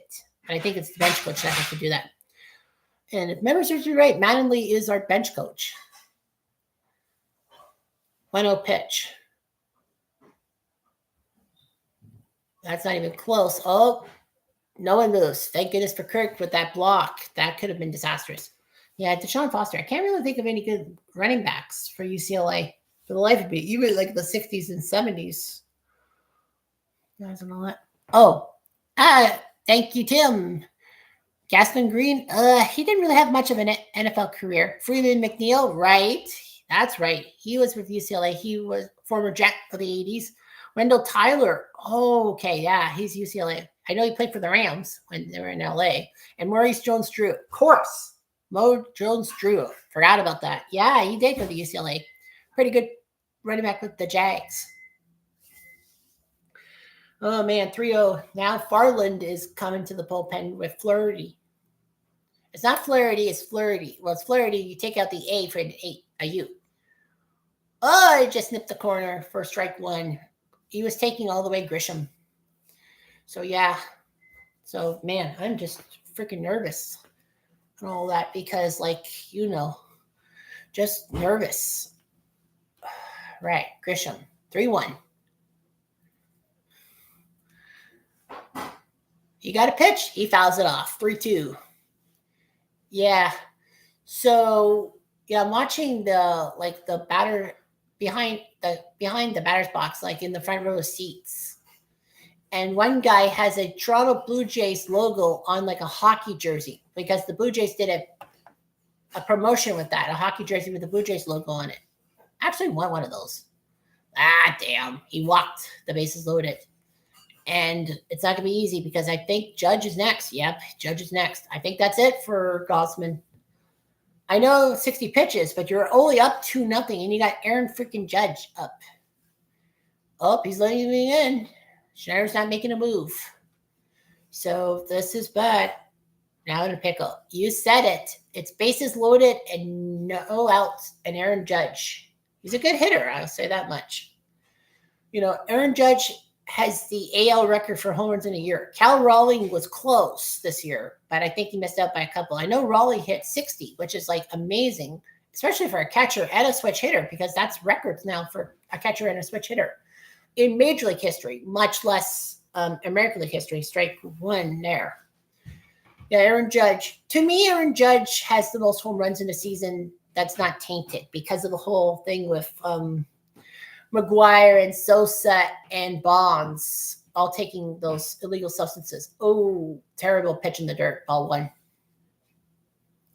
So, yeah, those substances, you got to realize that, you know, the PED era that as good as it was in a sense for some teams, like not all teams benefited from that because they were victimized by the exploits of like McGuire and Sosa, and that's low ball too. Judge has a very big strike zone because, you know, he's like 6'8", so like, or 6'7", but yeah, that's just pathetic. Okay, Gosman, 2-1 to Judge.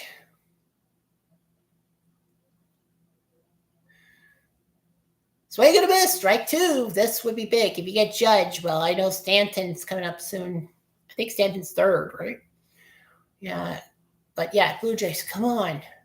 Just get him out. Just get him out. Some way, somehow, get a double play. If you get a double play, throw it home because obviously you cut down the run. And that's the important part. He chops it, foul, nuts. I was hoping that it would be fair so that Barger touches third and then maybe throws home to get rid of Volpe.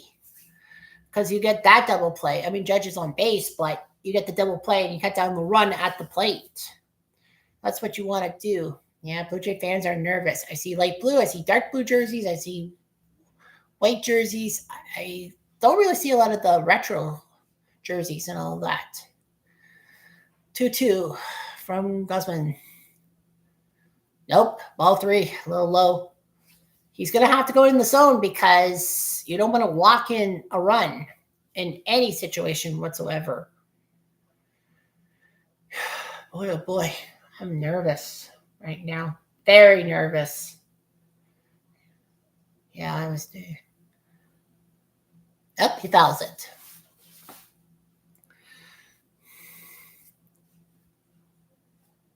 So, yeah, it's 2-0 for the Blue Jays. This is the 8th pitch for Gosman in this at-bat. I wonder if that will be the last pitch. The last guy will be Judge. He'll face. Because, you got guys in the bullpen and all that.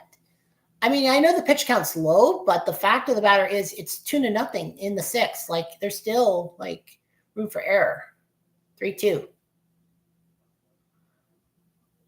I got him. He fooled him. He fooled him. Beautiful. He got Judge to whiff. Yeah, one big out. You said it, Tim. You said it. Oh, boy. 2-0. Well, Judge is looking angry. Well, he went for it. He knew Judge would try to hack it out of the park for a grand slam. The break on it. That break was perfect. It was perfectly going to be in the strike zone, but he went for it. So we got Judge, but it's not over yet. Bases loaded, 1 out, and Bellinger. Okay, yeah, Stanton's the cleanup guy. Ooh, wide on Bellinger. Bellinger is no slouch. He's a pretty good hitter for the Dodgers and the Cubs. That's right. He was a Cub at one time. Or is that the other Bellinger? But no, yeah, I think Cody was a Cub. So, yeah, I remember that. Yeah, it's not over yet. Ooh, boy, oh boy, that's low again, 2-0. Don't want to walk in a run in any circumstance. I keep saying it till the cows come home. Boo.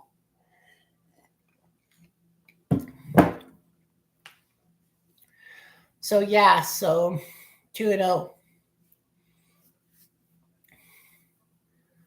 Oh, gosh, it's 3-0 now. Yikes. Gosman has to come in for a strike. I think Bellinger will take the next pitch, probably. Yeah, Bellinger's no slouch. He's been having some postseason majesty. 3-0. 4-pitch walk. Yeah, I think you got to get Gosman now.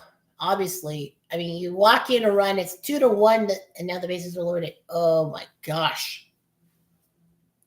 Rice is coming to the plate. Oh, I thought Sander was the cleanup guy. Well, Schneider, are you taking him? They're on the bullpen for him. You got to get him. Yeah. Oh, what?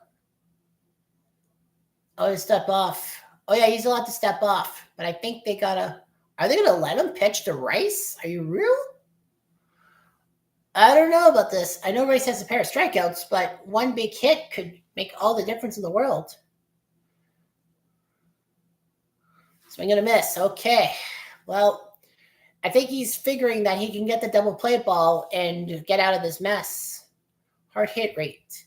Yeah, I'm not a fan of the newfangled stuff like hard hit rate and exit velocity. I just can't handle that. I like the good old stats. Way down, 1-1. And getting the baseball cards and all that. And looking at the average, the amount of games he's played, at bats, hits, home runs, RBIs, stolen bases. You get the basics on the back of a baseball card. And all that. They're ruining it with these stats. Rice popped up. Infield fly. Yep, it's an infield fly. That's out number 2. But the runners can move at their own risk. Doesn't need to. So Stanton's coming up. I think you got to get Gausman now. You got to go after him. You got to take Gausman out. I don't know if he can handle Stanton.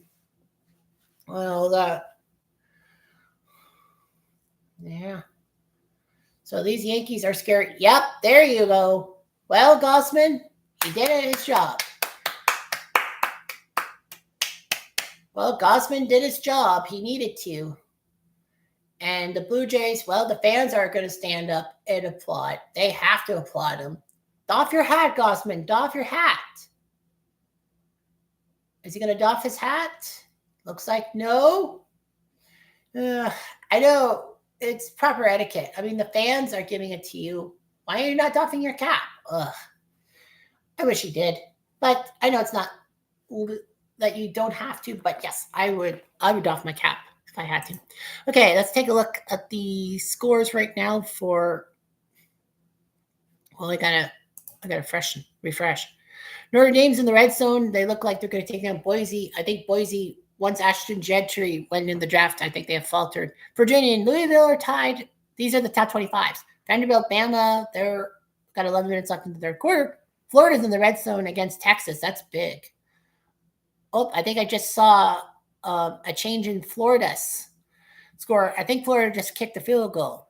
Yeah, it's 22-7 now. Penn State's making it interesting against UCLA. LA might choke. I don't know. Oklahoma's crushing Kent State. Those are all the top 25. Arkansas is off. They don't play till next week. They play in Tennessee against the Bulls. And, of course, Rocky Top will be playing. And the Bulls will be trying to get revenge for what happened last year because Arkansas beat Tennessee, who was number 4, and all that. So, yeah, that's kind of impressive and all that. Only for Tim's minimum $3 purchase. I don't know about that. Yeah, 9 hits for a Blue Jay. You get a free ice cap. I mean, I love ice caps. It's the only coffee I drink. I don't drink the normal coffee. I know it's cheaper, but, it just doesn't go to me. And it's a hot beverage, and really, I can't really take a lot of hot beverages because I do have stomach problems. I have to take medication. And speaking of that, I better take it. But don't worry, I'm not going to be too far from my medications. Yeah, I got to take Rabiprazole, I have to take Randinine, and I have to take pregabalin for the neck.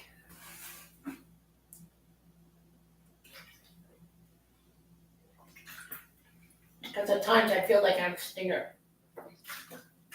But yeah, I know. I think the neck thing is kind of what my setup used to be. If you watch my videos from 2019 to 2023, you'll know that, it was a different setup. And, I was on an old worn out couch or basically on the floor talking to people and all that. And, I was on the computer and my TV was my computer screen. And then all that Stanton will foul it off. 1-1-1-2. Farland is coming in 1-2.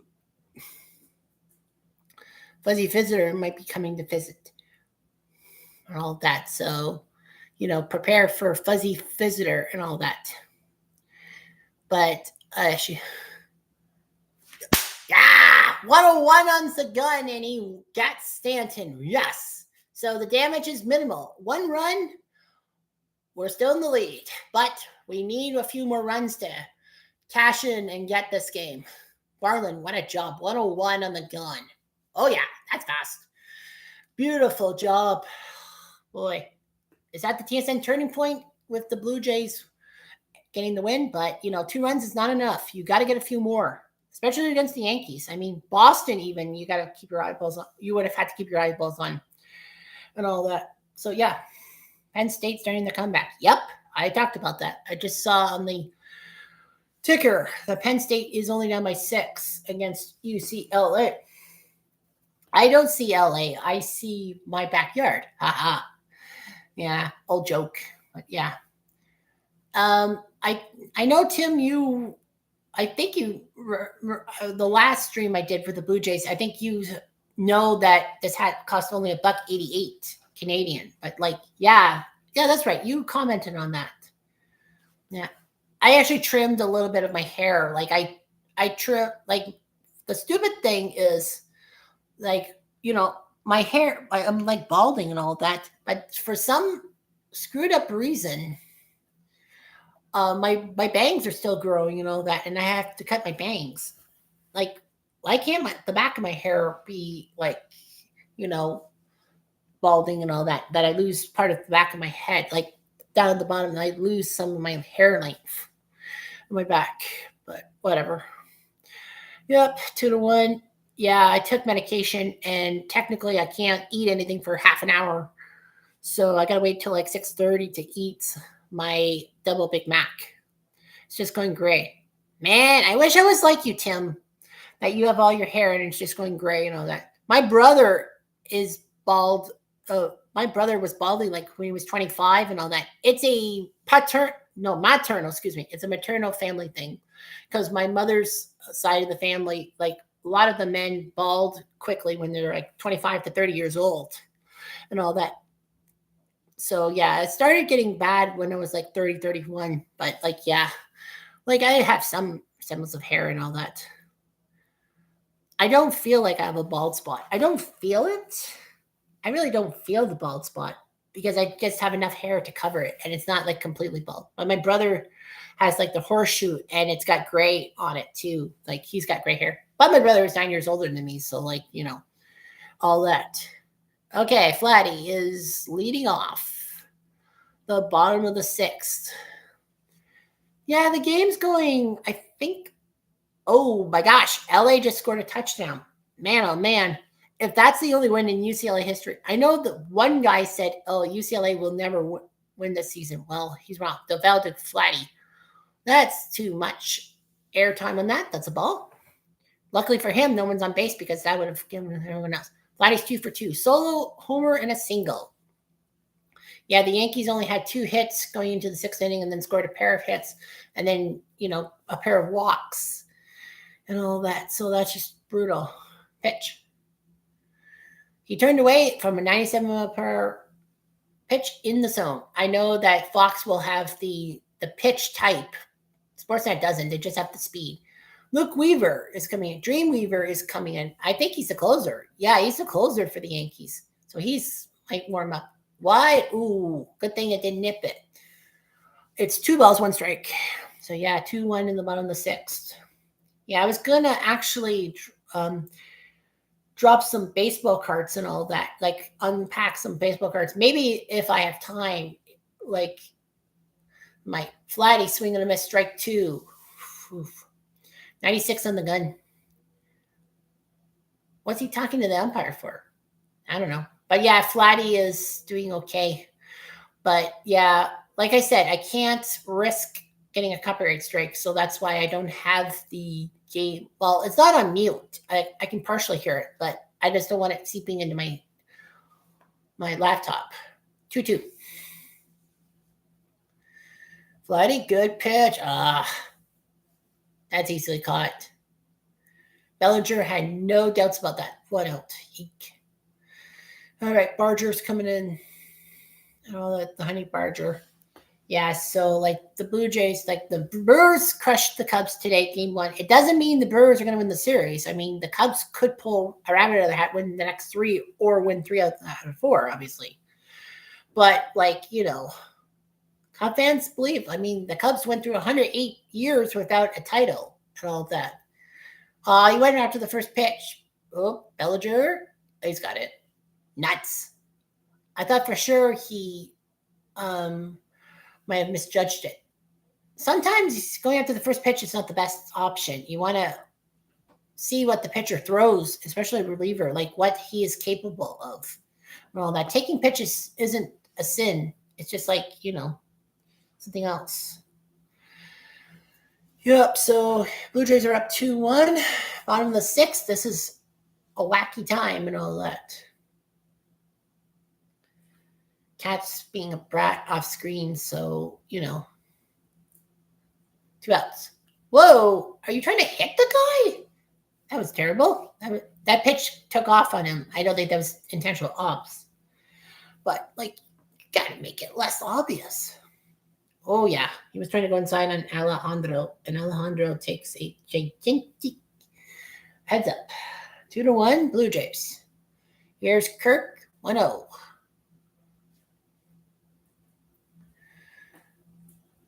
Ooh, foul. Okay. That's fine. That's foul. Good. Yeah, so it's 1-1 strike. No, I wasn't calling you. You're not even coming back. Yeah, she does not want to come with me. I call her, that she walks away from me. Anyway, it's 1-1 strike. Well, I'm talking about my gray cat. My blackish gray cat, my Russian blue, if you will, Smoky Poke. Smoky is a loyal cat, but she is a nuisance when she in the kitchen. Like, we keep the window open a little bit. Like, there's the screen, like she can't get out, but she'll look at it. She'll look at birds. She'll look for other cats, and then go bonkers if she sees them. Okay, 1-2, and is that a catch? Okay, well, it didn't matter because I think Kirk would have been out. Nuts. 2-1. Only 9 hits combined, but still, the Yankees are pressing. They scored in the 6th, and they're coming back. Okay, so not much to talk about. Don't really have a lot of topics. Well, Philly and LA, that's going to be an interesting series. I know MLB Fault on YouTube did a thing about great Dodgers-Phillies postseason moments and all that. So that's very interesting. Dodgers and Phillies have been after each other for many years. I mean, 1977 and 78, they were in the NLCS against each other.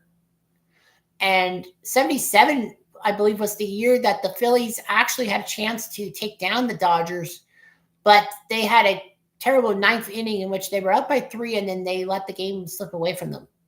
I think it was 3 or 2. Can't remember. 9th inning of game 3, I like to say, 1977. Well, I got to do my research here. Hold on, 1977 NLCS. Because, that was when the Phillies had a chance to screw them over. The 9th. Yeah, this was game 3. It was the best of 5 in the LCS, of course, at the time. Phillies won game 1, Dodgers won game 2. Game 3 was when they botched it. Philly was up 5-3 after 8. Okay. Okay, so it was a wild finish. And then in the 9th, Gene Garber was on the bump and got the first 2 outs, and then Vic Delvilo was a pinch hitter, 0-1.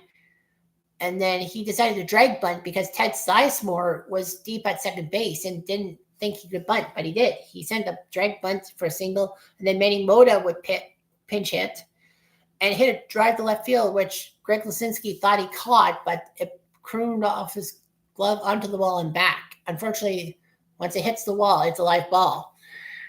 And then Lisinski tried to nail Mota at second, but that was a terrible throw, and Delvilo scored. Mota got to third base. And people said that Jerry Morton should have been playing left field, a defensive substitution made throughout the year for Lisinski, and said that maybe Martin would have caught the ball. So I guess they're saying Farland is out of the game now because they were saying stuff. Talk about Jerry Martin, a defensive substitution made often throughout the season. Reminds me of 1986, Buckner, because Dave Stapleton came in to the game for defensive reasoning. Oh, no, Farland is in the game. I guess they were just talking about the stuff and all that. But Davey Lopes then hit a grounder to third, and Schmidt, it hit Schmidt in the knee, and then Larry Bola tried to get Davey Lopes at first base, which would have won the game. But somehow he was called safe. The Phillies protested, and then the Dodgers won the game in the 9th, and then they won game 4 in Philly. There's Jazz. He's 1 for 2.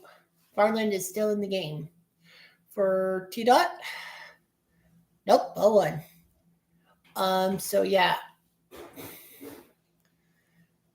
Flaherty and Sir Anthony Dominguez, former Philly reliever, is in the bullpen. So Dominguez, he's pretty good. Chisholm, swing and a miss. 2-1-2. Blue Jays in the 7th. Yeah, this game's going on as quickly as I thought it would be, like an hour every 3 innings. That's what usually happens. Like in a 3-hour game, in 3 hours should be 9 innings of play, like an hour per. I know that games are sometimes faster, but that's just kind of the average. And that is it.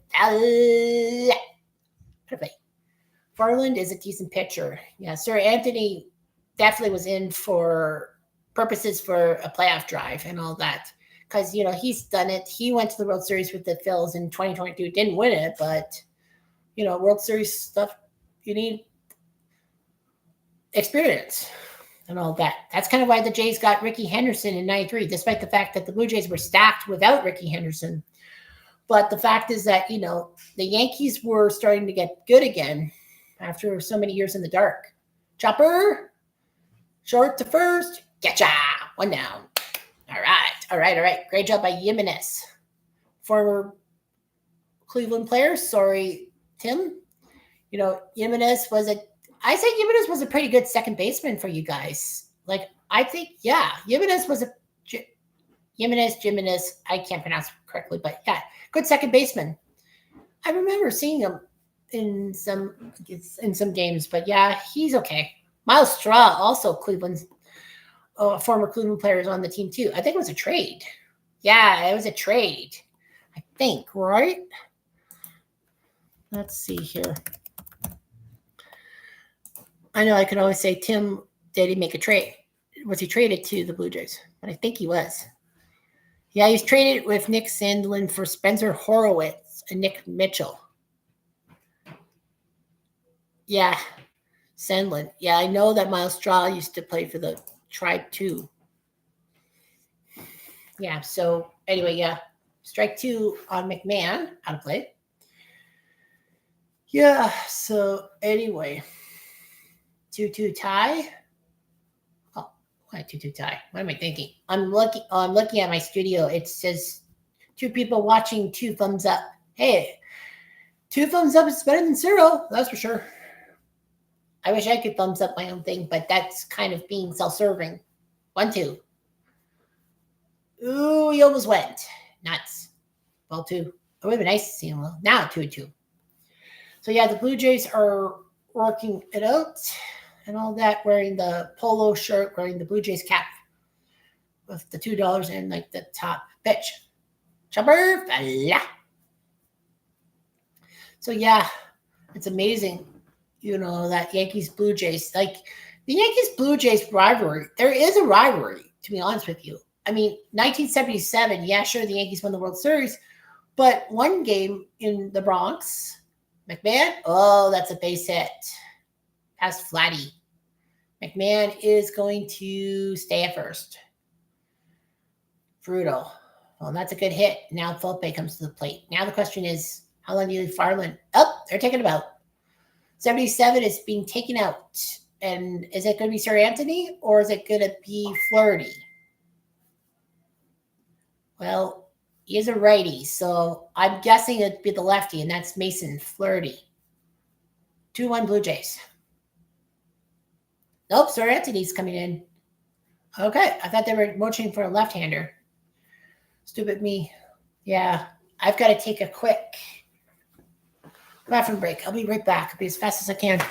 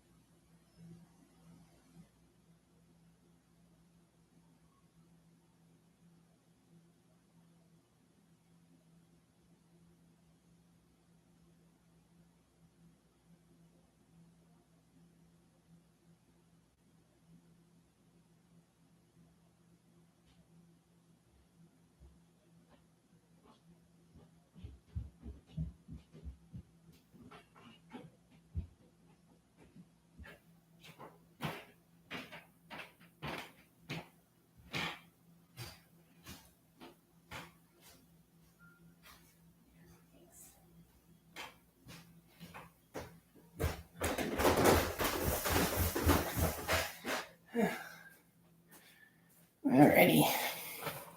Well, that was extremely fun. Yeah, Yep, Sportsnet's doing an NHL promo because hockey starts on Tuesday. So we're 3 days away from hockey starting. And, the Panthers will raise their Stanley Cup banner yet again. And Wednesday's a doubleheader. Leafs versus the Habs in Toronto, and then Calgary, Edmonton. I'm just trying to think, will Sportsnet 1 be carrying it? I don't know if Sportsnet will be carrying Game 4 of the ALDS, because I know Game 3 is Tuesday because it's the travel day, and then Game 4 is Wednesday. So if the Jays or Yanks don't sweep, there's a Game 4. But that's due up at 7 or 8 o'clock at night and all that. So, yeah. They're making everything happen. Pitch. In there, strike one by Sir Anthony Dominguez, former Philly player. Volpe. He had a double, and he's got the run for the Yankees. He scored the run. That's why there's a 1 beside the Yankee name. Pitch. Wide for 1. So, yeah, you know me. I've got to be lucky than good. I was hoping for an offensive explosion, but, we still have a few more innings to go. That pitch. Oh, he almost went for it, but Volpe decided, I ain't going for it. 2-1. Sir Anthony Dominguez. Yep. Played for the Phillies in the World Series in 2022 and all that. So, anyway, yeah. What's going on now? What's the umpire doing? What's going on now? Oh, are they making a change or something? Oh, it's a pinch runner, I think. Yep, they're going to pinch run Jose Caballero for McMahon, I guess. Yeah, Caballero was the third baseman. I was scrambling to figure out. Yeah, I know the Yankees had another third baseman. Volpe swinging and a miss, strike 2. So, yeah, Caballero's going to pinch run, and definitely he will play third base in the 7th inning. He has 49 stolen bases. He's the MO, most in Major League Baseball. 49, that's actually low. You see legends, there's 60 stolen bases, there's nothing. Oh, Volpe went for the pitch, and he didn't pull the trigger. Strike 3. Beautiful. Yep, he thought it was low. Yeah. And on the corner, right on the corner. MLB pitch track said that was a strike. So it's 2-1 Blue Jays. Wells, the catcher, is at the plate. Oh, pick off. Well, it is the MLB stolen base leader. It's akin to Ricky Henderson. You have to make something happen. Because if you don't, then that's bad news for everybody. Blue Jays are up 2-1 in the 7th. Pitching away. He went for it, and strike 1 on that one. That pitch, yeah. You can tell I'm kind of nervous. All that, right? Thinking, he's waiting. Where's the sheet?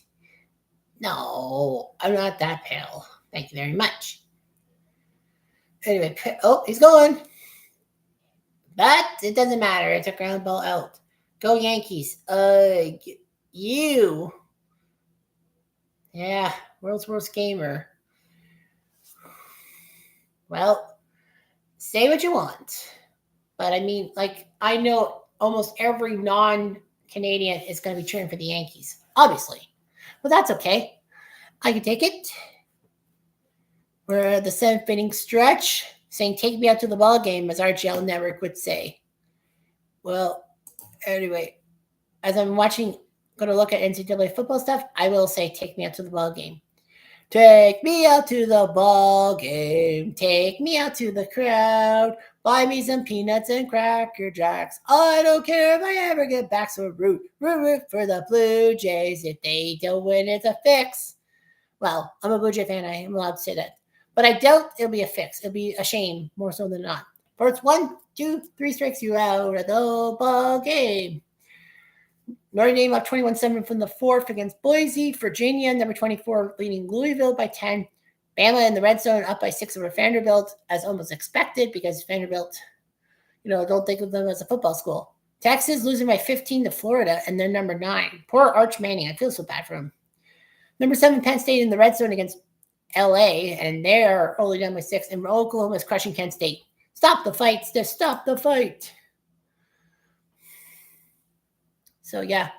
So I was going to open up baseball cards for you. I might still open up some cards. So, I got this. I can't remember when, like 6 months ago or something like that. It's been a long time. I think I went to the dentist in when did I go to EB? I think I went to EB because I went to GameStop because I was trying to look for new games for my PS5.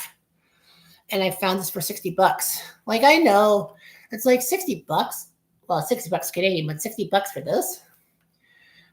There are 72 cards in the deck and all that. I mean, you'd get like booster packs that are like more than $1 a card, which is kind of pathetic and all that. Yep, I made that Facebook post because if you missed it, I know I missed out being in packs. Just too expensive for a hobby for me, though. Yeah, I get you. I get it too. Like, there's nothing wrong with like buying Dollarama, our big dollar store up north in Canada, like they had like they packaged cards from like the 90s, 2000s, and the 2010s. Like you get 10 cards for Luke Weaver's on the bump now for the Yankees. Okay.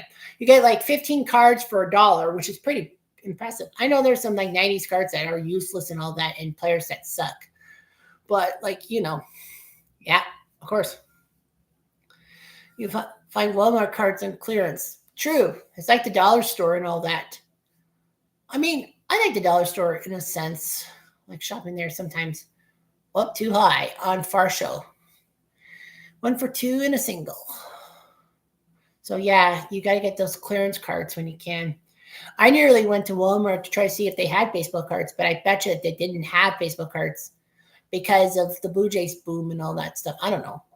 Because at Canadian Tire, where I work, like I work at Canadian Tire, we had a little section by the front with Blue Jay stuff, and it sold pretty well because Blue Jay fever. So very small cards. Well, I don't know. I don't know if card size has really changed and all that. I don't know if like hockey cards or baseball cards have actually gotten smaller or bigger and all that. I don't really look at the size of the cards. I just look at, they just all seem normal to me, I think. For sure, 3-0. He's going to take on this pitch. He was swung at it. He should have at least swung. But at least it's a foul ball, so can't hurt. Many looking things. I will look for the brand name. Yeah. Dollarama. That's right. Yeah, World's Most Gamer. That's right. You're in Canada too, like yours truly. That's right. You're in Sarnia? Buffalo. No, wait. No, was it somebody else? Yeah, it's either you or somebody else is from Canada too. Oh, yes, that's right. You are the guy from Sarnia. Yepper. I knew my memory wouldn't fail me. Huh. Yep, he's in Sarnia. I know the Sarnia Sting play in the OHL with the Kitchener Rangers, my hometown and his hometown, Sarnia. Good to know. Yeah. I don't know if you watch my ASG golf videos, especially when we do the Al Red Sox Fan and Friends tour like 4 times a year. But I know I put your flag as America instead of Canada. I didn't even know you're Canadian. Because if I knew you're Canadian, I would have your golfer card have a Canadian flag like yours truly. But that's the problem because, yeah, like if I don't know you're from Canada, then, it's definitely a U.S. card by acclamation when I made the golfer cards, and those were years ago. Actually, no, I had to recreate them this year. Was it last year? No, it was last year. I felt Santander. Oh, that's a base hit. Farshall's going for third. He's there. Yes. Runners on the corner. Santander doing his job. Why? The Blue Jays paid him in the first place from free agency. And now Jimenez is coming to the plate. You have America-born kids. So I guess maybe I'm part Canadian in a sense. Not really. So you don't have Canadian citizenship. Okay. So I guess so. That's all right. Like I said, I didn't know you were Canadian. I would have put you as a Canadian flag because, to compliment yours truly. Because, for the golf videos. But that only happens like 4 times a year and all that. Unless you actually win the AL tournaments. Oh, you do have Canadian citizenship, but you have American-born kids. My fault. I thought you were American-born and Canadian, and you're in Canada now. My fault. All right, so let's see what Jimenez does. Weaver is getting a call from the pitcher, the catcher. They're down for Miles Straw pinch running. Okay, so Turkey in the Straw is, pinch running. I'd say part American. Like, if you have, you have dual citizenship. Okay, that's fine. I don't care. Like, I put you as American. Oh, are they walking him? He was sticking his glove out like he was walking him. What's going on now? What's going on? Jimenez hitting. That's right. Now what's going on? What's going on now? I wish I had oh man, what's going on now? Like, what's going on with the Yankees? What's going on in the mound? Obviously, you have to keep the sound pitch calm issue. Phooey. I hate that. The pitch thingy issue. Phooey. Back in the 80s and 90s, you didn't have that. Even the 2010s, you didn't have that communication thing. Fernando Cruz in the bullpen. I know he pitched a few games in the series against Boston this week. But yeah, phooey. I just don't get it and all that. Catchers are supposed to be the ones who are basically the play callers, if you will. Like a Johnny Bench or Mike Piazza. So yeah, I kind of don't like that and all that. But technology is technology. I mean, AI is ruining and helping people at the same time in different things and all that. And no, I'm not talking politics here. I'm talking in general, like general jobs. AI is taking away people's jobs, and AI is like helping people in a sense communicate. I think the elderly. Well, here's Jimenez. 0-2. Oh, it's Jimenez, not Jimenez. Oh, why did he go after the first pitch? Oh, well, it's foul. Thank goodness for that. I mean, sometimes you want to take that first pitch and then see what he throws and then get a good idea of what the pitcher does. That's what I would have done as a hitter. But, things are different and all that. Yep, there's a guy with the Blue Jays blue pullover, like yours truly, behind home plate. Grab ball. Yazoo! Yeah, Jimenez! Woo! 3-1. See, I told you they needed more runs. Yippee! So it's 3-1. So run across the plate, first and second for Clement. Boo! Stadium cheers! Yay! World's worst gamer boos. Boo. No, should say, sorry, world's worst gamer groans. Ugh. Oh, they're making a change. They're going with Fernando now. So Fernando Cruz is coming to the mound now. Oh, the Blue Jay fans are trying to taunt him. Was that middle fingers? I don't know. On the Sportsnet feed, they had something like that. But yeah, stadium cheers. World's worst gamer boos. I don't completely hate the Yankees, but it's mostly because, as a Blue Jay fan, like Toronto, New York, we do have a rivalry with each other. Like I was trying to get to before I screwed myself up and interrupted myself. In 1977, the Blue Jays and the Yankees, yes, the Yankees crushed the Blue Jays many times and won the World Series, but Toronto won in New York. Was it September 10th? Yeah, September 10th, 1977. Blue Jays win 19-3, and there was no lightweight. I think Catfish started that game, didn't he? For the Yankees.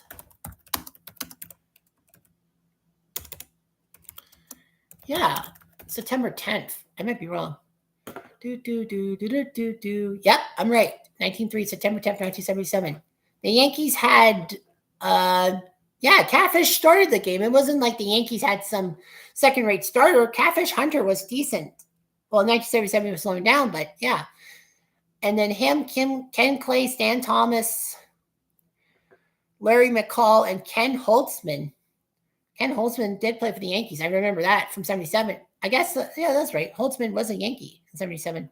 Yeah, like the Blue Jays won 19-3, and freaking Roy Howell got not one, not two, but 9 RBIs against the Yankees. Yeah, and the Yankees freaking won the World Series. At least for one moment, the Blue Jays had a great moment in their inaugural season, other than the first game ever against the White Sox. But yeah, it's 3-1 now, and Fernando Cruz is going to come to the mound because he was the only Yankee to warm up in the pen, and you obviously don't want to bring in a pitcher who hasn't warmed up in the bullpen. So yeah, like that. I know in PC Replay Baseball, you can't warm up a guy before putting him in the game and all that. I know that in OOTP you do. I do that with Out of the Park Baseball, is that you have to warm up before you come in the game because you don't want to give up so many runs. And PC Replay Baseball, you don't get that option to warm up pitchers and all that. So regardless of that, it's first and second, no outs for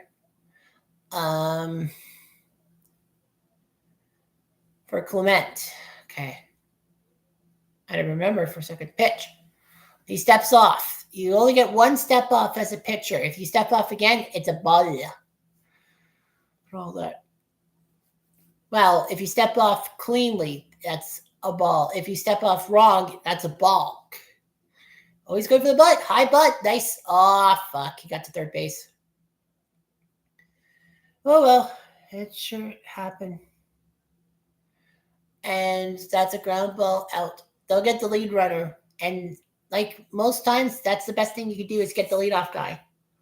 Guy got the first, but at least they got the lead guy at third base. Yeah, Clement, I don't think, had the right issue for the bunt, and it bunted right in front of Cruz, who had to easy throw the third. Yeah, Clement would have been in and out. It was close, though. At least the throw didn't get away. I mean, if you're a Yankee fan, that better not happen. Here's Georgie Springer, who has done terribly today, 0 for 3. He usually is our spark plug at leadoff. Here's the pitch. Why did you swing on that one? Holy smokes, that was down in the dirt. You obviously know I'm Blue Jay. I'm like, why did you swing on that one? Should have let it go. Boy, oh boy. Well, you know, at least that's just strike one and not strike three. Sorry, I'm a little bit tense and all that. I don't like that. There, that's a pitch you take.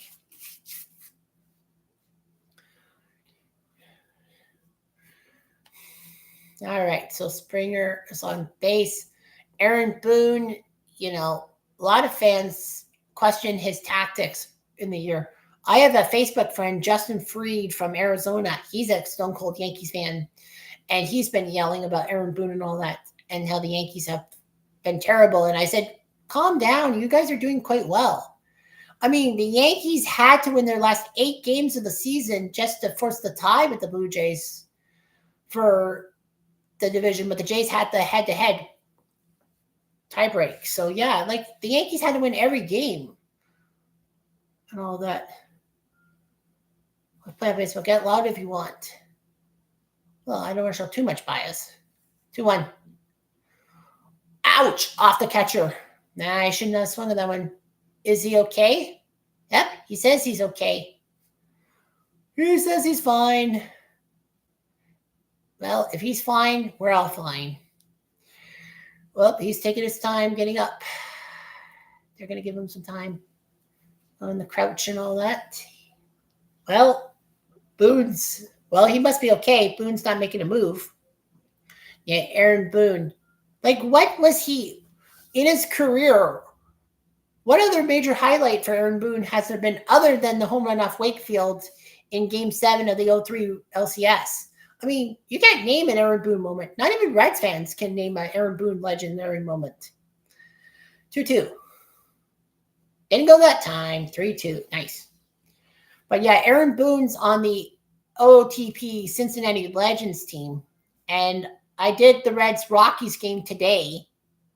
Game 4 of Reds-Rockies as a small spoiler because with the 4 playoff series in the NL, I have to do one game from each of them, like a game 1 with one series, a game 2 with another series, game 3 with another series, and game 4 with the last series left. 3-2 from Cruz. Taking his time. No, sir. Ball 4, bases loaded. For Lucas. He's not really the best guy out there, but as long as Lucas can hang one deep, like not hit a home run, but if he can hang one in deep enough, that'd be a sac fly. It's just as good as a hit because that's an RBI on your card. Cruz is a little nervous and all that. I would be nervous too, but yeah. So yeah, Aaron Boone's on the team, and I can't really call him being a legend and all that. You know, his brother Brett Boone was more of a Cincinnati legend. I think he had some good years with the Reds. I know he's a Mariners legend in the game. Why? But one.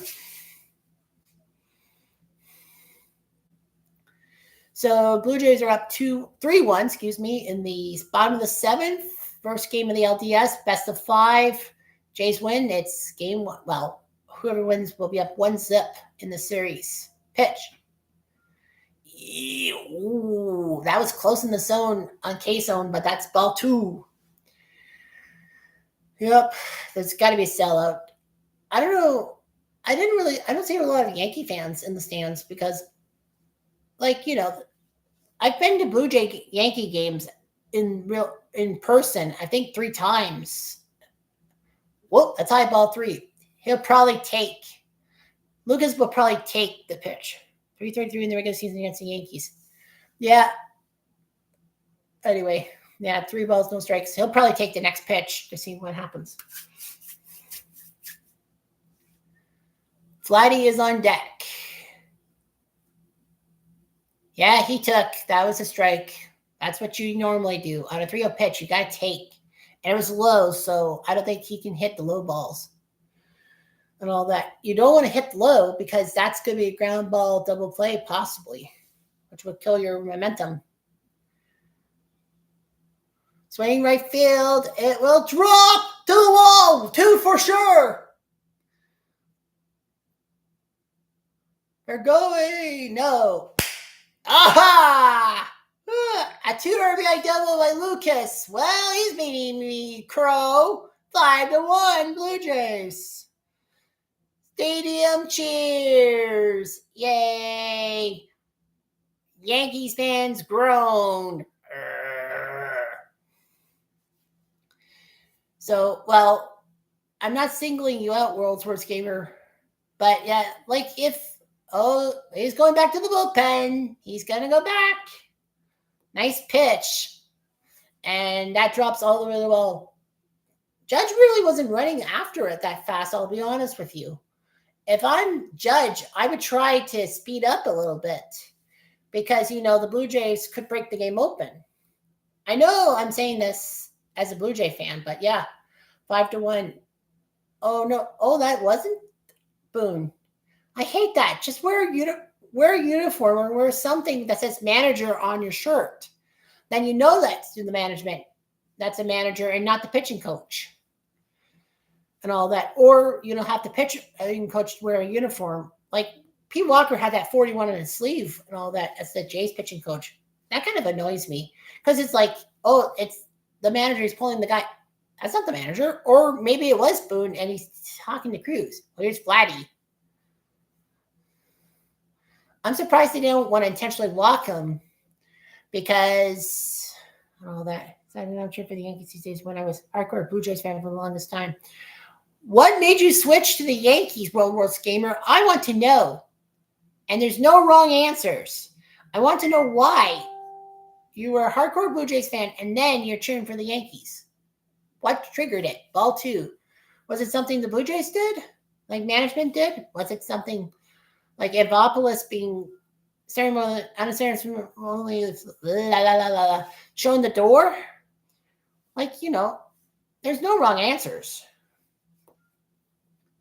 Here's the 2-0.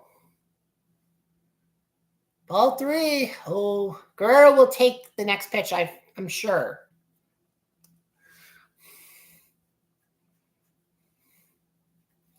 Yeah, 3-0, you take the next pitch. Like Lucas did the same thing. He took the 3-0 pitch, which was a strike, and then he got to figure out what the pitcher was pitching. Okay, let's see what Cruz does here.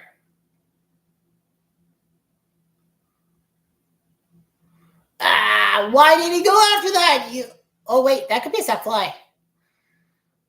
Go for it. Okay, all right.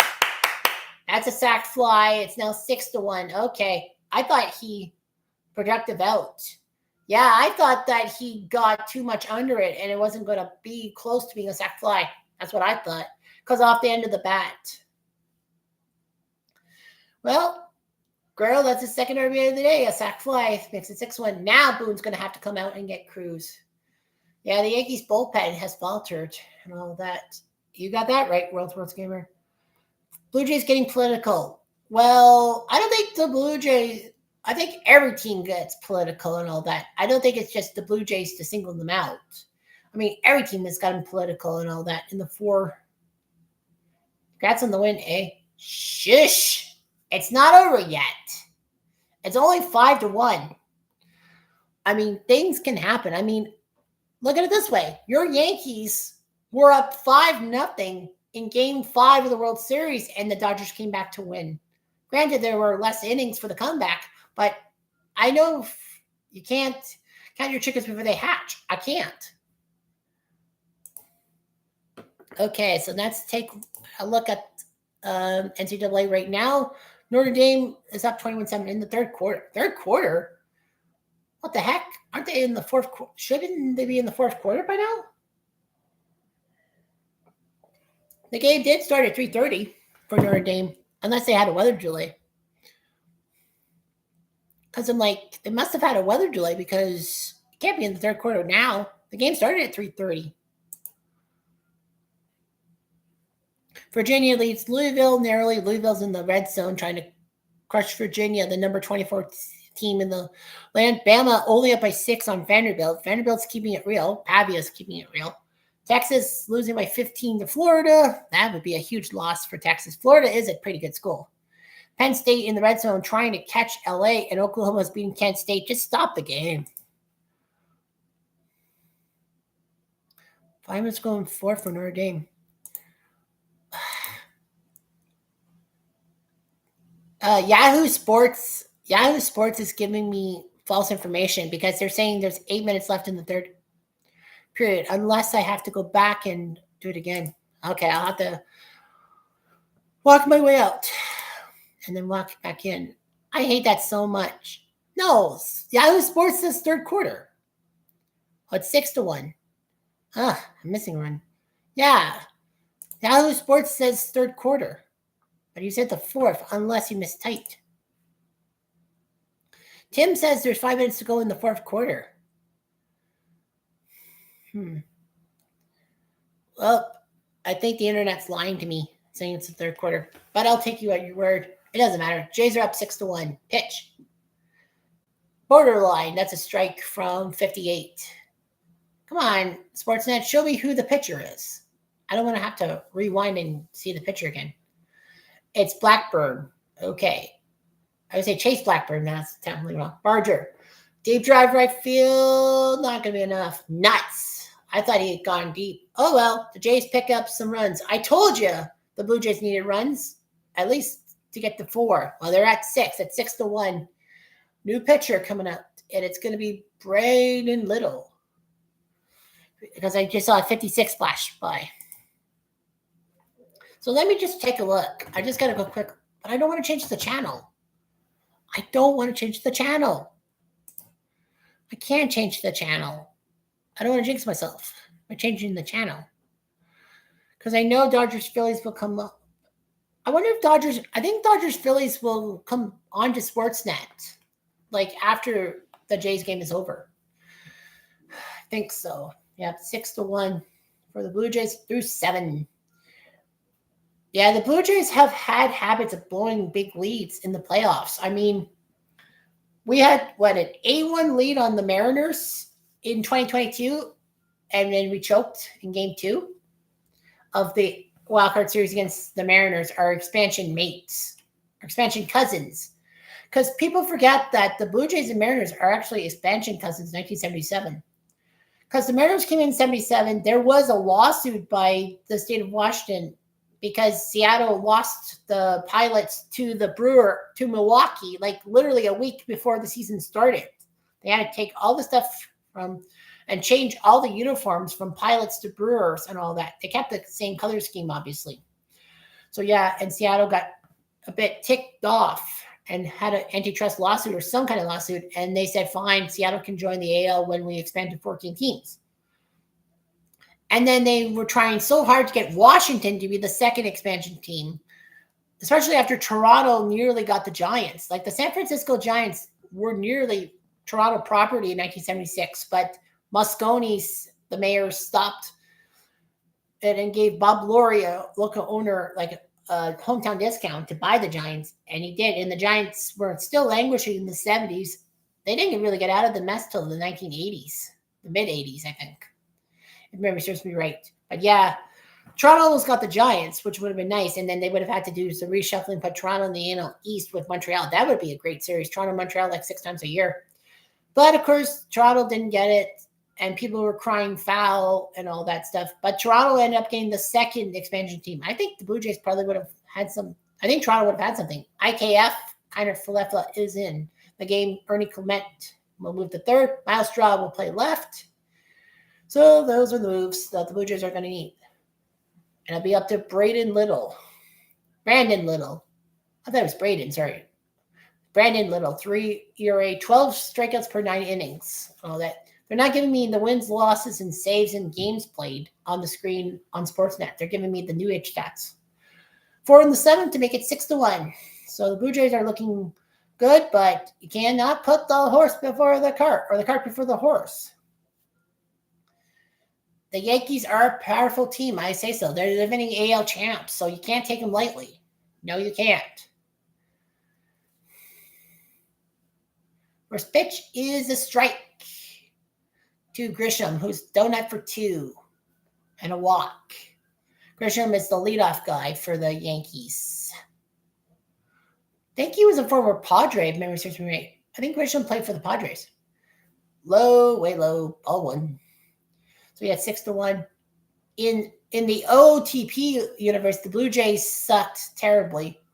The Yankees in the OTP universe, I did their game 3 against the Astros. Like it's Astros Yankees in the AL quarterfinals. I did game 3 at Yankee Stadium. And let's just say that, an unlikely hero pops up yet again. It's almost like every time I do an OTP game, someone comes off the bench or is doesn't really produce in the regular season, and then in the playoffs he does something.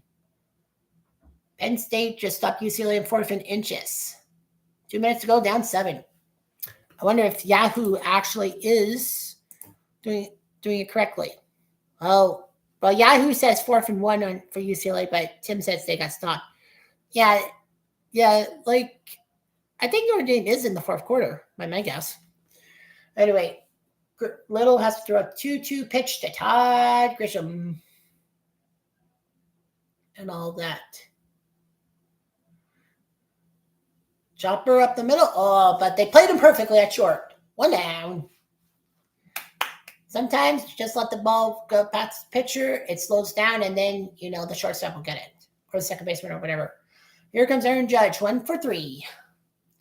Blue Jays up 6-1. Not over yet. Especially with Aaron Judge and Giancarlo Stanton and even Cody Bellinger. They're good hitters. I'll say that much. I know about their stuff. I think Aaron Judge has had some postseason heroics. I can't remember much, but yeah, I think he has had some. Well, especially last year when they got to the World Series and could have easily won game 1 and the momentum would have been their way. Yeah, you should see the size of the strike zone on this guy. Well, obviously he's like 6'7". Yeah, that's what happens.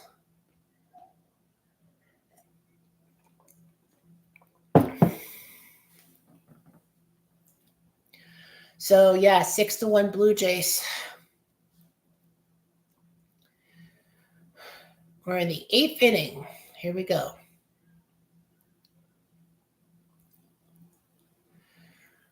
Okay, ball 2, way low. Yeah, team's getting political. Yeah, politics should stay out of sports and all that. I agree. Oh, that was terrible. That was way low.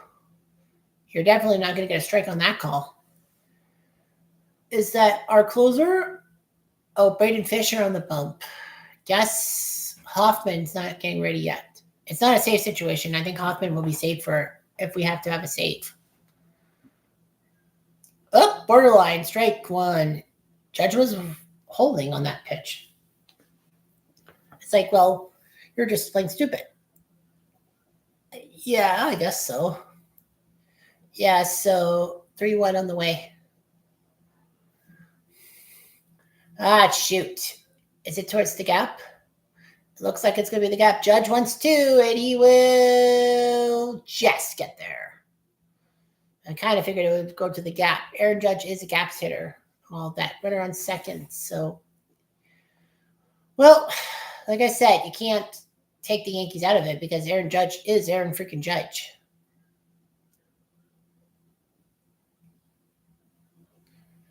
So, yeah, it's 6-1, 1 out. Alabama just up by 9 on Vanderbilt. Yeah, Vanderbilt isn't like the weaklings they used to be back in the day. Braden Little is going to try to figure out what he does to Bellinger. Yankees are 1 for 4 runners in scoring position. That's a 250 average. If you do everything right, 1 out of 4 is a quarter, which is 250 out of 1,000. Oop, got him. Yay, attaboy Little. Oh, Judge was trying to see if he should go on that play, but nope, definitely not. You can't. You just can't. Yeah, game 2 is tomorrow at 4 o'clock. Now, would you be willing to watch me if I do a game 2 stream? Will you watch? Because I know Sunday it's 4 o'clock, and I know that the NFL is basically going to take over lots of people's minds. I mean, I got a pick 'em league I got to keep my eyes on, but I can always just look through Yahoo and basically keep my eyes on this thing. I mean, I could do a game 2 stream and all that. I just have to, I think what I would have to do is get groceries earlier than normal. Big strike on Rice. Because traditionally, I wait till the early games of the NFL are done and then, get my pick 'em thing and just look and then rush off to get groceries for the week. Well, get groceries for the week in a sense, my work groceries and all that.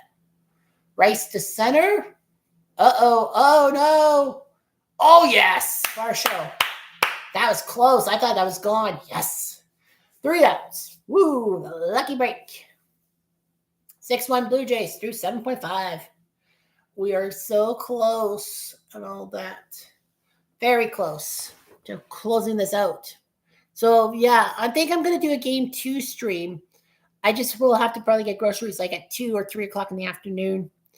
Like, it's about 15 minutes, a 15-minute walk to the grocery store and 15 minutes back. I might have to grab a few extra things that I normally don't grab, but, like, to keep everything going, like more Monster energy drinks, like Green Monster. Well, for substance, like for food, like I'm actually surprised I'm not hungry. Like I know I have a Big Mac in my McDonald's bag that I haven't touched. I haven't touched my Big Mac yet. Probably will eat it after the game and all that when I'm off screen because I don't think eating things on screen agrees with a lot of people. Yeah. So yeah, the Blue Jays. Yeah. So tomorrow will be a stream at 4 o'clock. I just have to change my routine and go get groceries maybe at 3 o'clock, and then be home by 4, where I catch the early games, the early scores of the NFL, and then just check my pick'em. I know that the Vikings and Browns play in London. London? Does that sound right? Let me see here. I got the schedule. Yeah, they're in London. I was thinking Dublin, but no, that was last week for the Vikings. Surprised the Vikings have to go back to back. Yeah, I know Vikings have to play back-to-back road games in Europe. Like usually you get one road game. I know London gets the next 2 weeks. Week 5, it's Minnesota Cleveland. Week 6 is Denver Jets. And week 7 is Rams Jacksonville. Because Jacksonville is legally bound by their ownership group to play one home game in London, England. Yeah, so my pick'em is going to be a little awkward. Like I picked the Rams over the Niners, and of course the Niners, as always, has screwed me.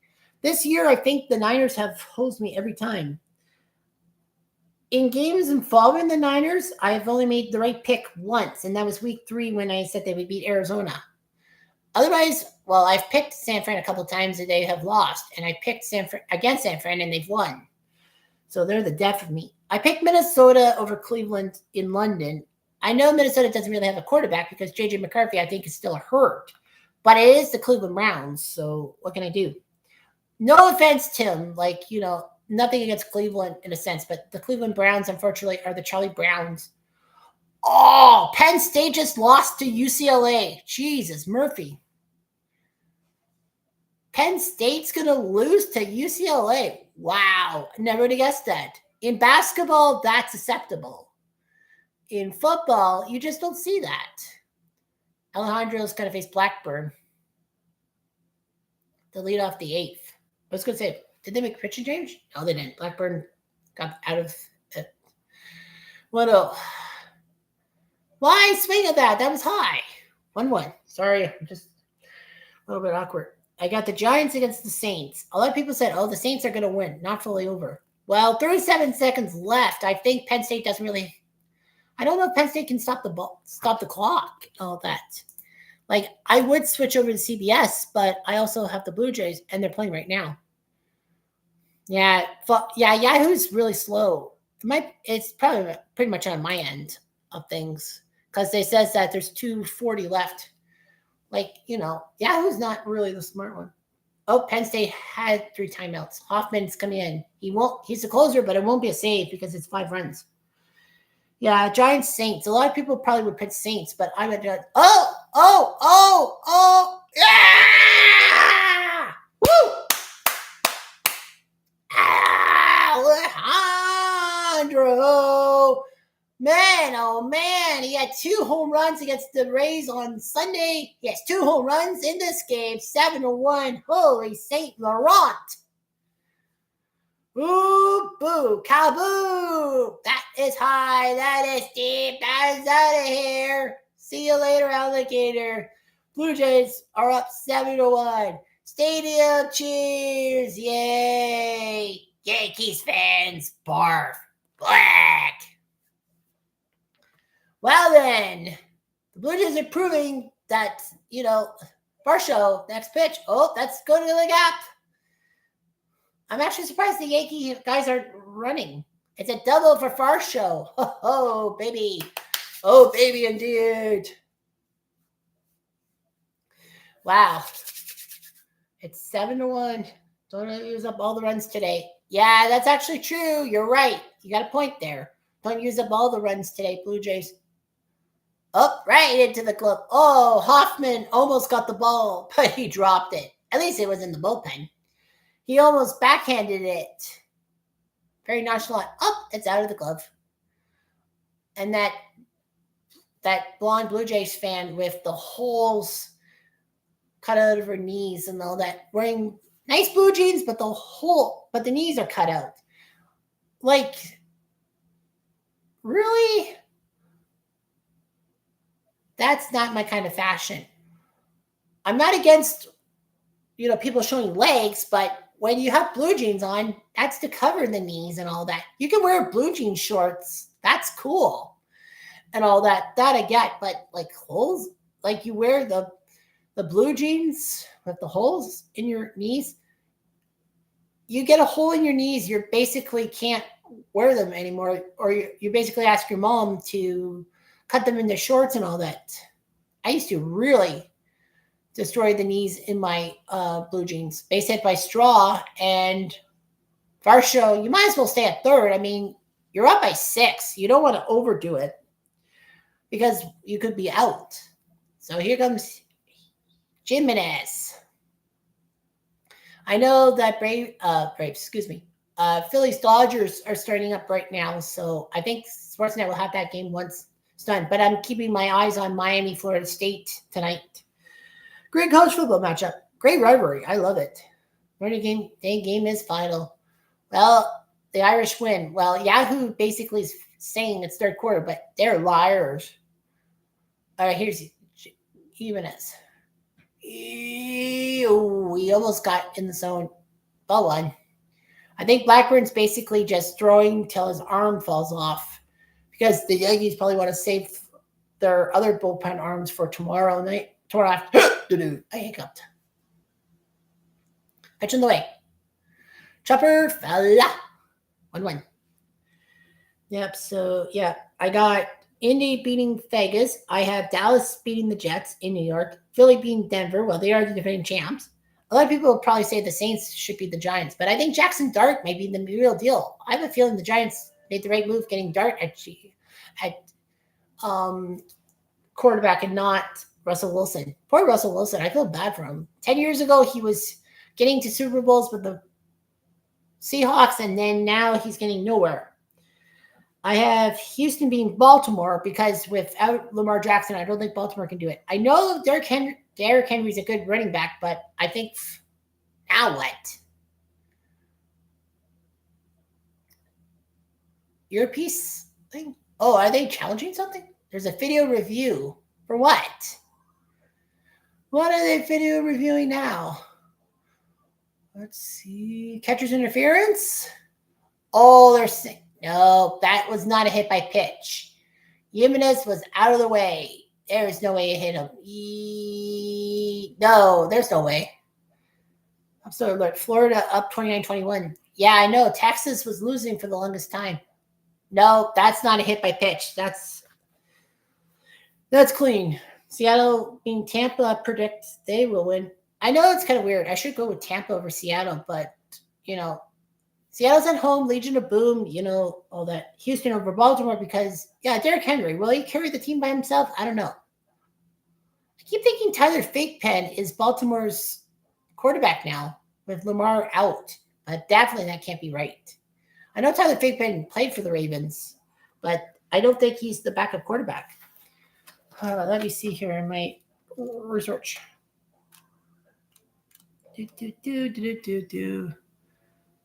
Yeah, Ohio State game isn't until 7:30, so good on that. I might open one or two packs of my blaster pack and all that. I'll make sure, Tim, that you get plenty of time before the Ohio State game. Baltimore. What's their quarterback situation? Baltimore has Lamar, Devin Leary, and Cooper Rush. Cooper Rush is still playing in the NFL? I think it is Cooper Rush just the backup quarterback, or they signed somebody. Because obviously with this thing, it's a preview. And down, yes. That's a single. That's an RBI for sure. It's 8-1. And the runners go to second and third. Wow. When you're hot, you're hot. When you're not, you're not. It's 8-1. Comes Clement. I think you should just get your main guys out of there. It is 7 runs. Yep, Cooper Rush. Yeah, I remember him with Dallas. I keep thinking he played arena football, but that's definitely wrong. That's another Rush, I think. But yeah, Seattle beat Tampa. Detroit should be able to beat the Bengals. Arizona should be able to beat Tennessee. Chargers should win at home. Buffalo against New England. I have Buffalo. Like, Buffalo at home, they're virtually unstoppable, especially against the Pats, because the Pats just have nothing in the tank.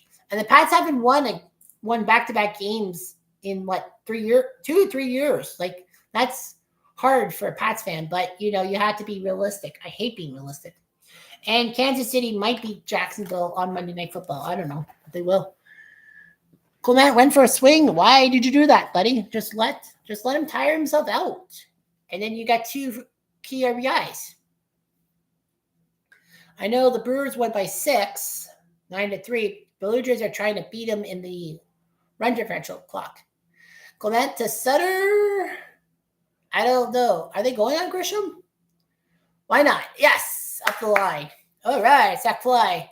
9-1. I was actually shocked. I thought, okay, it's too short, but He got it. Clement. He may not be a hit, but it's a fly. Makes it 9-1 for the Jays. Like, I didn't expect the Blue Jays to score 9. I said 4 or 5 would be suffice. Well, Blue Jays are up 9-1. I think Blackburn is just basically out to play the skid because Boone, I don't think, wants to use his bullpen and use more pitchers than he needs to in case something happens. Here's Springer. Doesn't take. So, yeah, game 2 is tomorrow. Travel day on Monday. Tuesday is game 3. There shouldn't be a problem doing a stream on Tuesday. I know it's at 8 o'clock, and I have to work the next day, but shouldn't be a problem. Tuesday. Oh, but there might. Oh, crapola. RJL Network. Yeah, RJL is going to be doing baseball on Tuesday. Crap. And all that. Well, Tuesday I don't have to tape much. I do have to tape OTP. I know there'll be a playoff game and all that. PC replay is basically like whenever OTP does not play. Like if there's an off day for the OTP playoffs, then I'll be doing PC replay. I got to do the 8-9 games for both the AL and NL so that we can see who qualifies.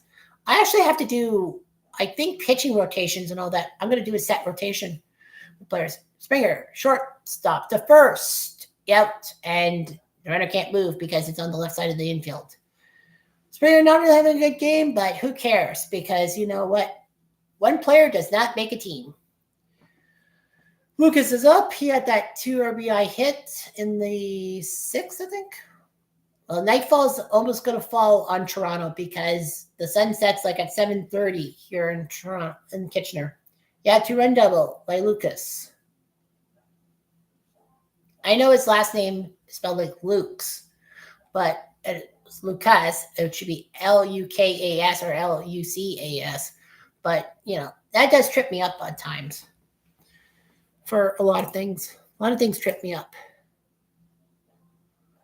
Yeah, they took the Notre Dame thing off the board. I think Yahoo just screwed up with their scoreboard and all that. Virginia and Louisville are going down to the wire in that one. Texas is losing. Vanderbilt's losing. Oklahoma is beating Kent State. You should just call the game. Yeah, 21-7. Notre Dame, Penn State, number 7. Again, they fall. Back-to-back losses as a top 10 seed. They lost to Oregon in the whiteout game at Beaver Stadium, and then they lose to UCLA of all teams. Yeah, James Franklin's almost going to get the boot for this. I have a feeling that, yeah, James Franklin might get the boot soon because he lost back-to-back times as a top 10 seed. Lucas, especially to UCLA, who haven't had a good team in a while. I don't know. I don't remember when the last good LA team was. I think was that when Josh Rosen was the pivot. But yeah, UCLA, like, you know, you're thinking to yourself, UCLA, what do you know about the football team? Well, I know Gary Beeman won the Heisman Trophy as a member of the UCLA Bruins and all that. I know Jackie Robinson played football for UCLA and all that. UCLA was basically integrated and all that. You know, I know that UCLA had a couple of running backs who were signed by the LA Rams, and that integrated football in the NFL. Lucas up the gut. That's through. Is that going to be run number 10? It is. Have a day, Nathan Lucas. 3 RBIs. I didn't really think he would be the guy with 3 RBIs. I thought it would be Springer. But it's 10-1 Blue Jays. Wow.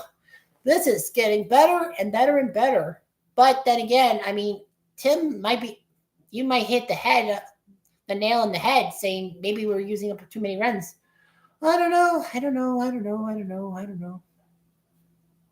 But yeah, Blue Jays up 10-1. So yeah, it was 2-0 for the longest time, and then the Yankees made it 2-1, but the Jays have scored 8 unanswered. Here's Vladdy. 0-1. Honestly, with a 9-run lead, I would take your guys out, rest them, and just say, hey, you know what? We'll go back at it tomorrow and all that. Because you want to give them, save their energy, unless they just say, no, I need to hit. I need to get those at-bats. I mean, you give, like, your bench some guys and all that. That's what I do for OTP and PC replay. When it's a massive lead, I just take the guys out and put in the bench players because, they should get some at-bats. Vladdy, ooh, nope, ball 3. They probably thought it was nipping the corner, but no, sir.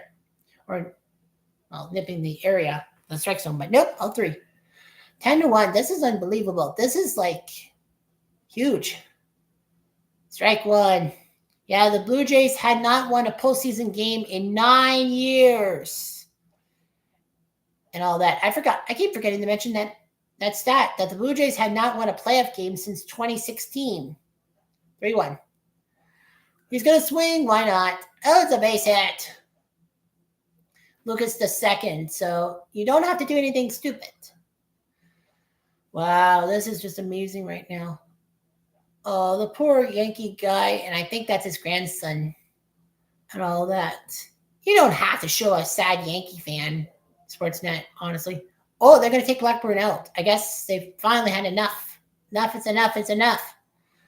Blackburn's going to be taken out, I think. Or are they going to be stupid and, oh, no. No? Well, Sportsnet's, well, of course, obviously I'm doing without audio because of the fact that I don't want to get copyright infringement.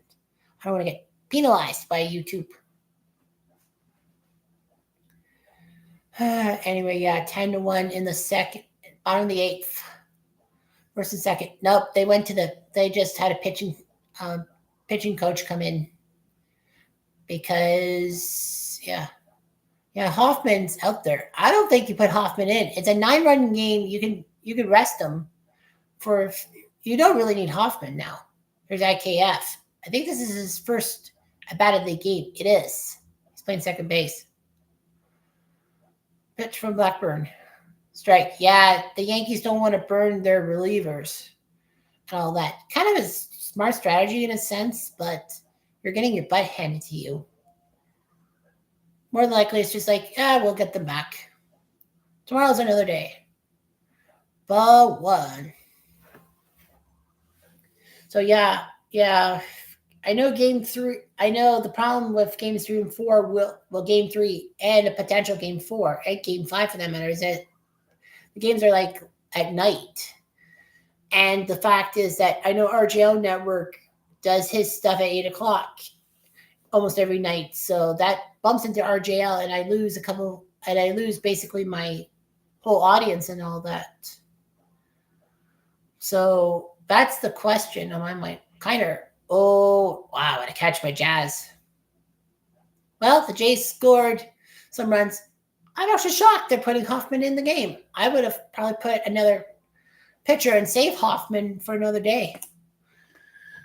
It is a 9-run game. But I guess you don't want to burn the non-closer bullpen if you're the Jays. Yeah. I think so. I think that's the plan for the Jays. Man, my voice is sore. Like, today I did a couple of top 10s for stuff. Did I do Degrassism or no? No. What did I do in between? No, I think I did. I don't know what I did.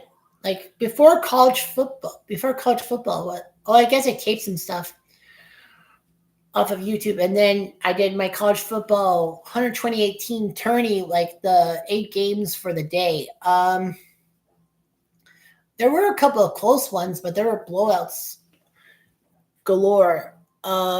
Ohio State, Tim, if you must know, in the tournament, I think the 03 team won. Yeah, the 03 Ohio State Buckeyes won. I have to take a look at the thing. Obviously, you won't see it.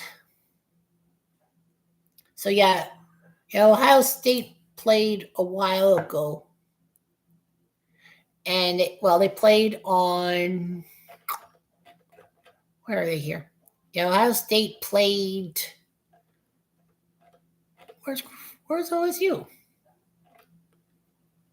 Oh, there you are. Yeah, they played the first week, August 30th, against 07 Kentucky. It was random.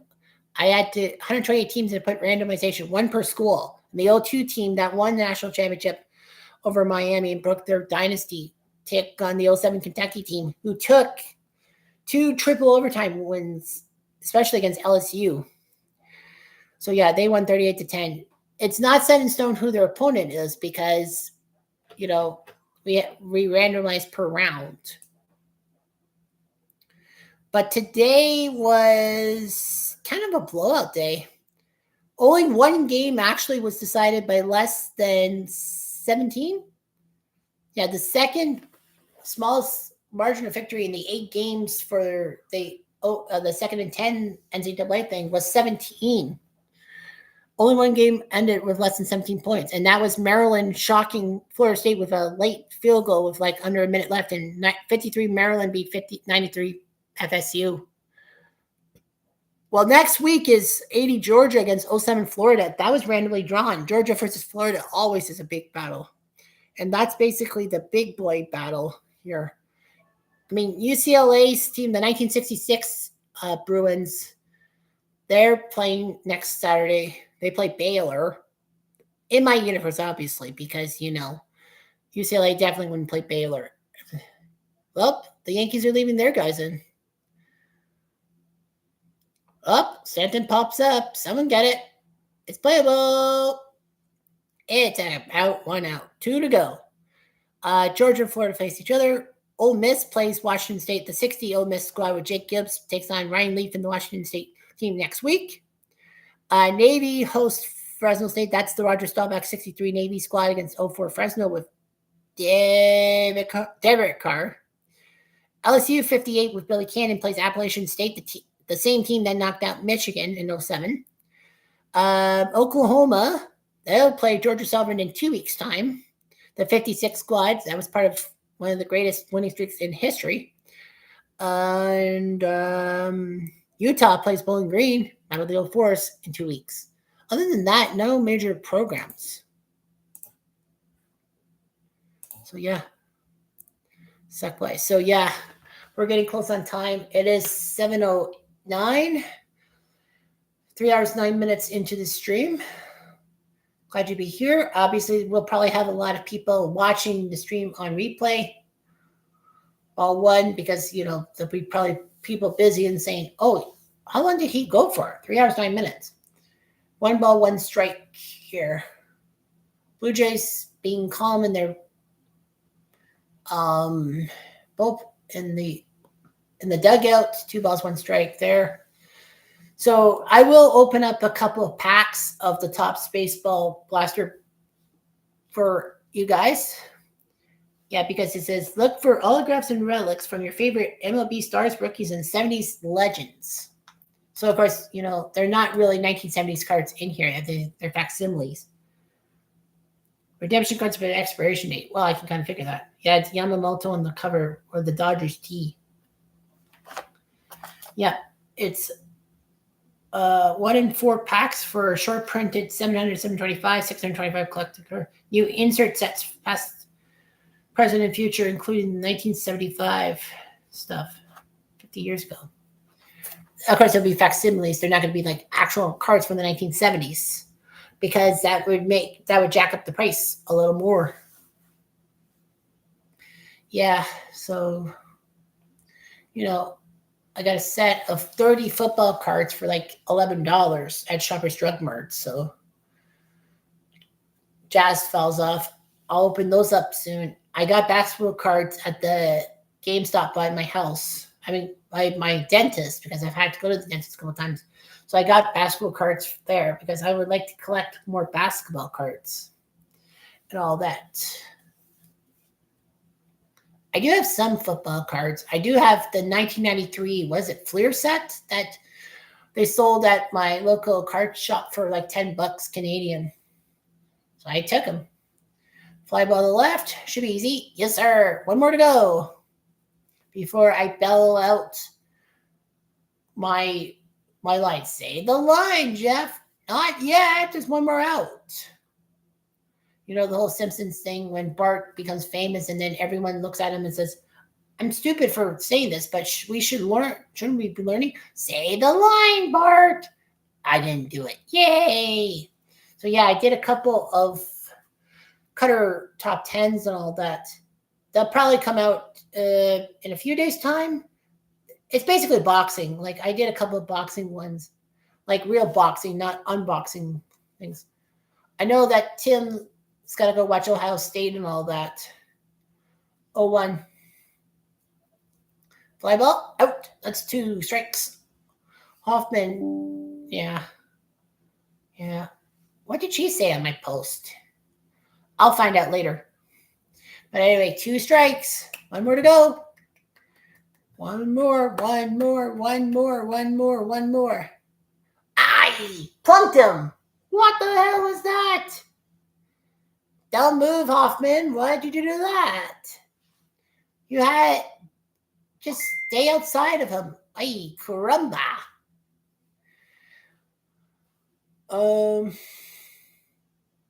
Yeah, the pitch took off on him. Well, that was not intentional. Why the hell would that be intentional? It's a 10-1 game. If it was more heated, that you could say, yeah, Flighty's wincing. That definitely was not on purpose. If the Yankees think it's on purpose, well, they're wrong, dead wrong.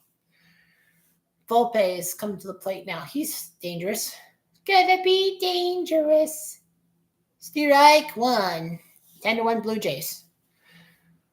Blue Jays are 1 out away from ending this thing and taking a 1-0 lead in the ALDS and finally winning a game. First time in 9 years. And I know Tim obviously will know the answer. Who was the last team the Blue Jays beat? Oh, that bat. Oh, boy.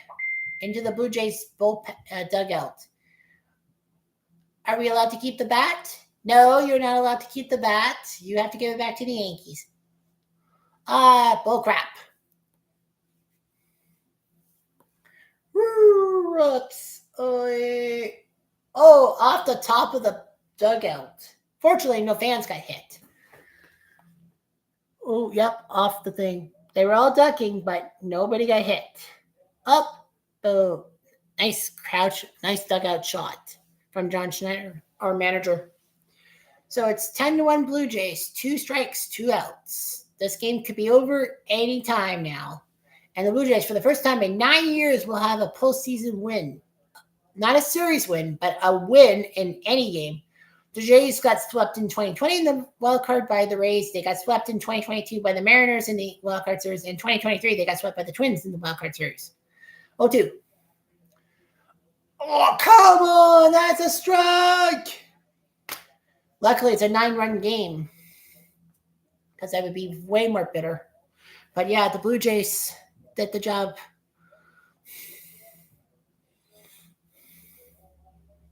Here we go. 1-2.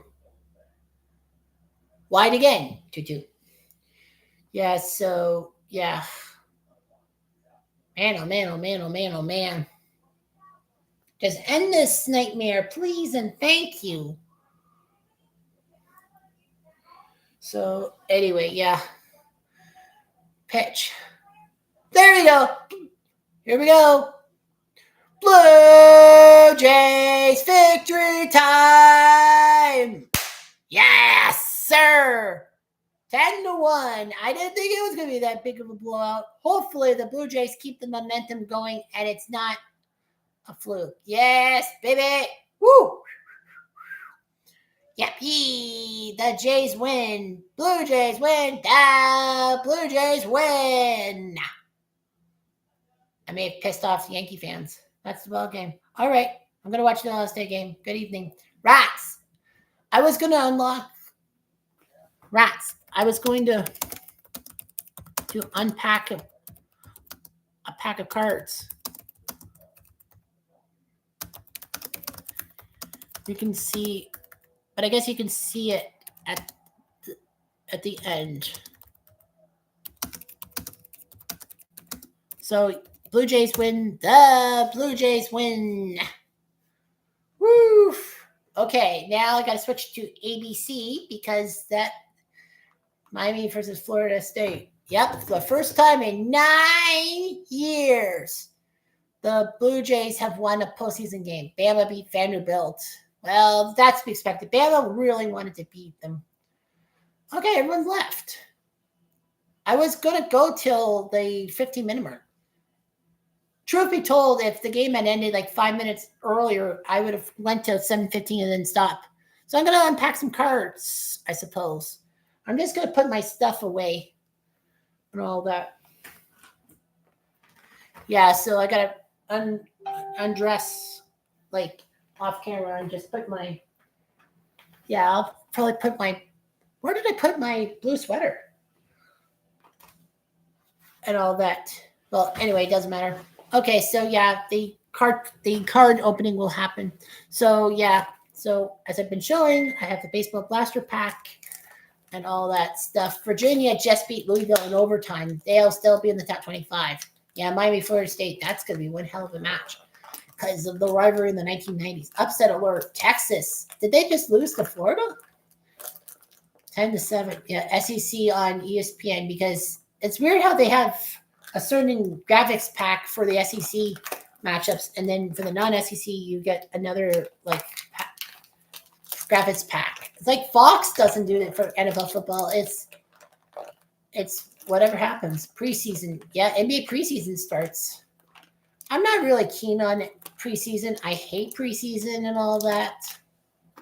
Especially the fact that the Leafs don't play preseason games in Kitchener anymore, or even have a rookie thing in Kitchener anymore. They used to. It was like, it would have been like, great. We see some Leaf rookies, and hopefully their careers don't go for crap. Yeah, Florida just beat number 9 Texas. So that's a big win for Florida. Yeah. 2 interceptions for Arch Manning. Interceptions in 4 to 5 games. Okay, so, well, nobody's watching me live, so anyway, so, all right. So inside you see the packs and all that. Well, okay. I'm going to shuffle the card packs, and then whatever ends up on the top is what I'm going to lay down.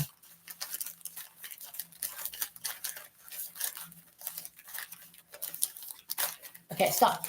All right, so this will be the pack.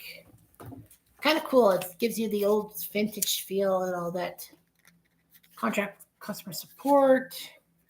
Oh, I have to get the ads and all. I just cannot guarantee that counterfeit cards are not to be used. Yeah, they're showing highlights on ABC of UCLA facing Penn State.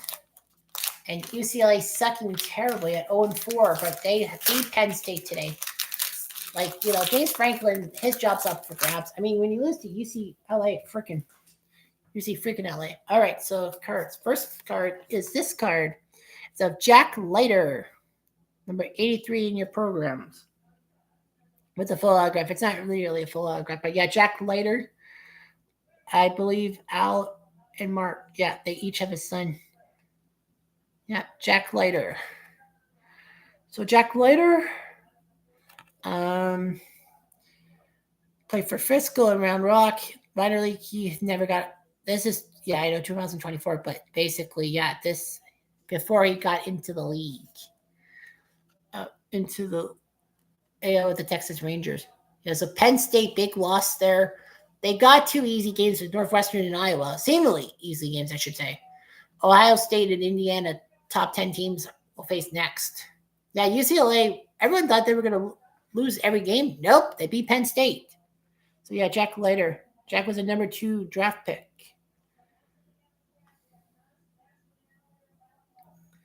So, yeah, great job by Jack Leiter.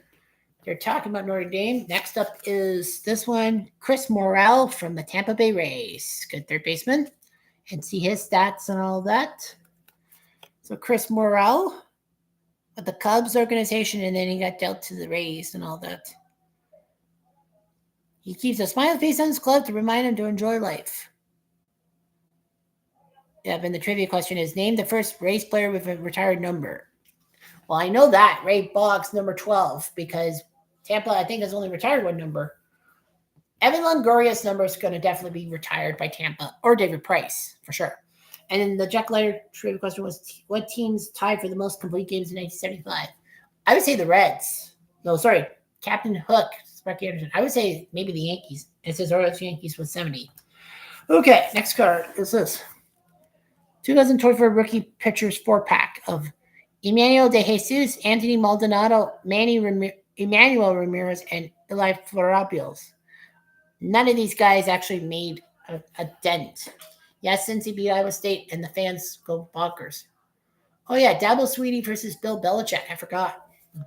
Anyway, next card is of Justin Turner, Berto Turner when he was in Seattle. You know, the GOAT with the long hair and the beard, the red beard. You know, I remember him as a Dodger legend, like a Dodgers in the 2010s, playing perfectly. Yep, he was an Oriole, then a Mets, then a Dodger for many years, and then the Red Sox had him for a year, and now he's a Mariner. Well, 2024. What third baseman won batting crowns since 75 and 76? What third baseman? I'd like to say Rod Carew, but he didn't play third base. Bill Matlock, wasn't it? Yep, Bill Matlock. That's right. I remember. Next up is Robbie Ray from the Giants. When he signed with the Giants after winning the Cy Young with the Blue Jays and basically leaving. Oh, no, wait. He won the Cy Young in 2021, then went to Seattle, then San Francisco. Yeah, former Blue Jay Robbie Ray when he won the Cy Young for us. And then he left in free agent for Seattle, which pissed me off, obviously. The Giants landed 2 Cy Young winners in 2024 with Robbie Ray and Blake Snell. Yeah, Diamondbacks. He was okay with the Diamondbacks, and then he got to the Blue Jays. Some kind of deal in 2020, and then he was 13-7 with a 2.84 ERA. Not really Cy Young numbers, I'll be honest with you. But yeah, the Mariners 12-12, and then he had a disastrous thing. Yeah, what team acquired 2 Cy Young Award winners in 1981? If I were to make a betting man, I would say the Dodgers. Nope, the Mets. Randy Jones and Mike Marshall. Randy Jones, starting pitcher for the Padres when he won the Cy Young, and Mike Marshall, reliever for the Dodgers. I didn't know Mike Marshall pitched for the Mets. Okay, next up we have Marcell Ozuna from the Atlanta Braves.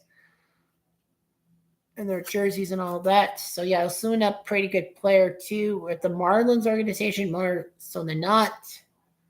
Marlins, Cardinals, Braves. Yeah, Marlins, he was a pretty good player for the Marlins. Who had the most missed swings in 2023? Like I care. It's probably Giancarlo. Nope. Brent Rooker. 36%. New school stats. Fooey. Anyway, regardless of that, we go next to Louis Gill. How ironic. He pitched in game 1 against the Blue Jays, and he ends up being the guy in the blaster pack. Yeah, he ends up being the guy in the blaster pack. In the pack of cards I opened. The pack of cards I opened is Louis Gill is in it. So that's funny. All right, so yeah, Louis Gill doing his job. His card with the Yankees from 2024. Obviously, this is 2024 set. He became a dominant starter in 2024. Struck out 14 batters May 18th, 2024. Okay, whatever. Trivia question. How many innings did Catfish Hunter pitch in 1975? I say 230. Answer is 328. Wow. Yeah, when pitchers really went for 300 innings. We're lucky to get 200 innings. 2 more cards left. Joey Ortiz from the Milwaukee Brewers. I think he's just a prospect. I don't think he really has a role to play here. Career question. What team had the most complete games in 2023? I say the Dodgers. The Giants with 4. How pathetic is that? The most complete games in the Giants with 4. 4. Oakland would be laughing in their graves, 1980s, with like 30 or so. And the last card is Josh Smith from the Rangers. I think he was just a prospect. All that. Yeah, he's a prospect. And the trivia question is, who hit 300 for the 75 Rangers? It's not Bill Matlock. I say Buddy Bell. Mike Hargrove. Yeah, I know. The human rain delay. So those are the cards. And all that didn't really get anyone paid except for Louis Gill. But yeah, another pack will be opened up at the end of game 2. So there will be a game 2. So right now, here. There will be a Game 2 stream at 4 Eastern tomorrow.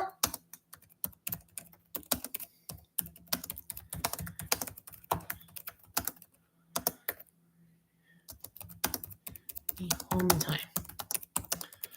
Yeah, I'll just get groceries at 3 o'clock. I would wait till after the early games of football, but with me doing a stream, that'd be that. Yeah, I'll close a few minutes early. I mean, it's not like anyone's gonna give a crap if I don't go to 3.5 hours. So anyway, 3.5 hours, that's pretty impressive. It didn't feel like I was losing my voice, but I'll have to get some halls and hopefully wake up with a nice throat. I'm not planning on taping anything or doing any videos tonight. If anything, I'll probably just record. Well, I'll record my NHL 94 emulation, but I don't record, my stuff. I just record. I'll record it, but I don't need like the external audio and all that. Like just do the game sounds. They don't need my commentary. So anyway, that's all I've got, and I gotta rest up now. I gotta eat my Big Mac. I gotta grab a drink or two and all that. I could have drank alcohol, but I'm like, nah, I don't want to drink alcohol. A Monster Energy drink is much better. So yeah, that's all I've got. 3 hours and 28 minutes. That's not half bad. I talked about a lot of things. I talked about the 1982 Brewers, talked you through 2 Blue Jay home runs and then a pair of 4-run innings for the Jays. We win 10-1. We win. And, I left you with some dead air because Aaron came all the way from Ganawakwe, right by Kingston, just to see me. If you have my Facebook, you would see me proudly pose with those photos. And anyway, and all that. So anyway, thanks for watching. Thanks for being patient with me as I wear my Blue Jays blue pullover. Everything will be the same. The hat will be back. The pullover will be back. The Blue Jays flag will be back. The Blue Jays cup will be back. And the baseball cards by my desk should be fine. So anyway, thanks for watching. I'm Jeff Diamond. Adieu. Let's go Blue Jays.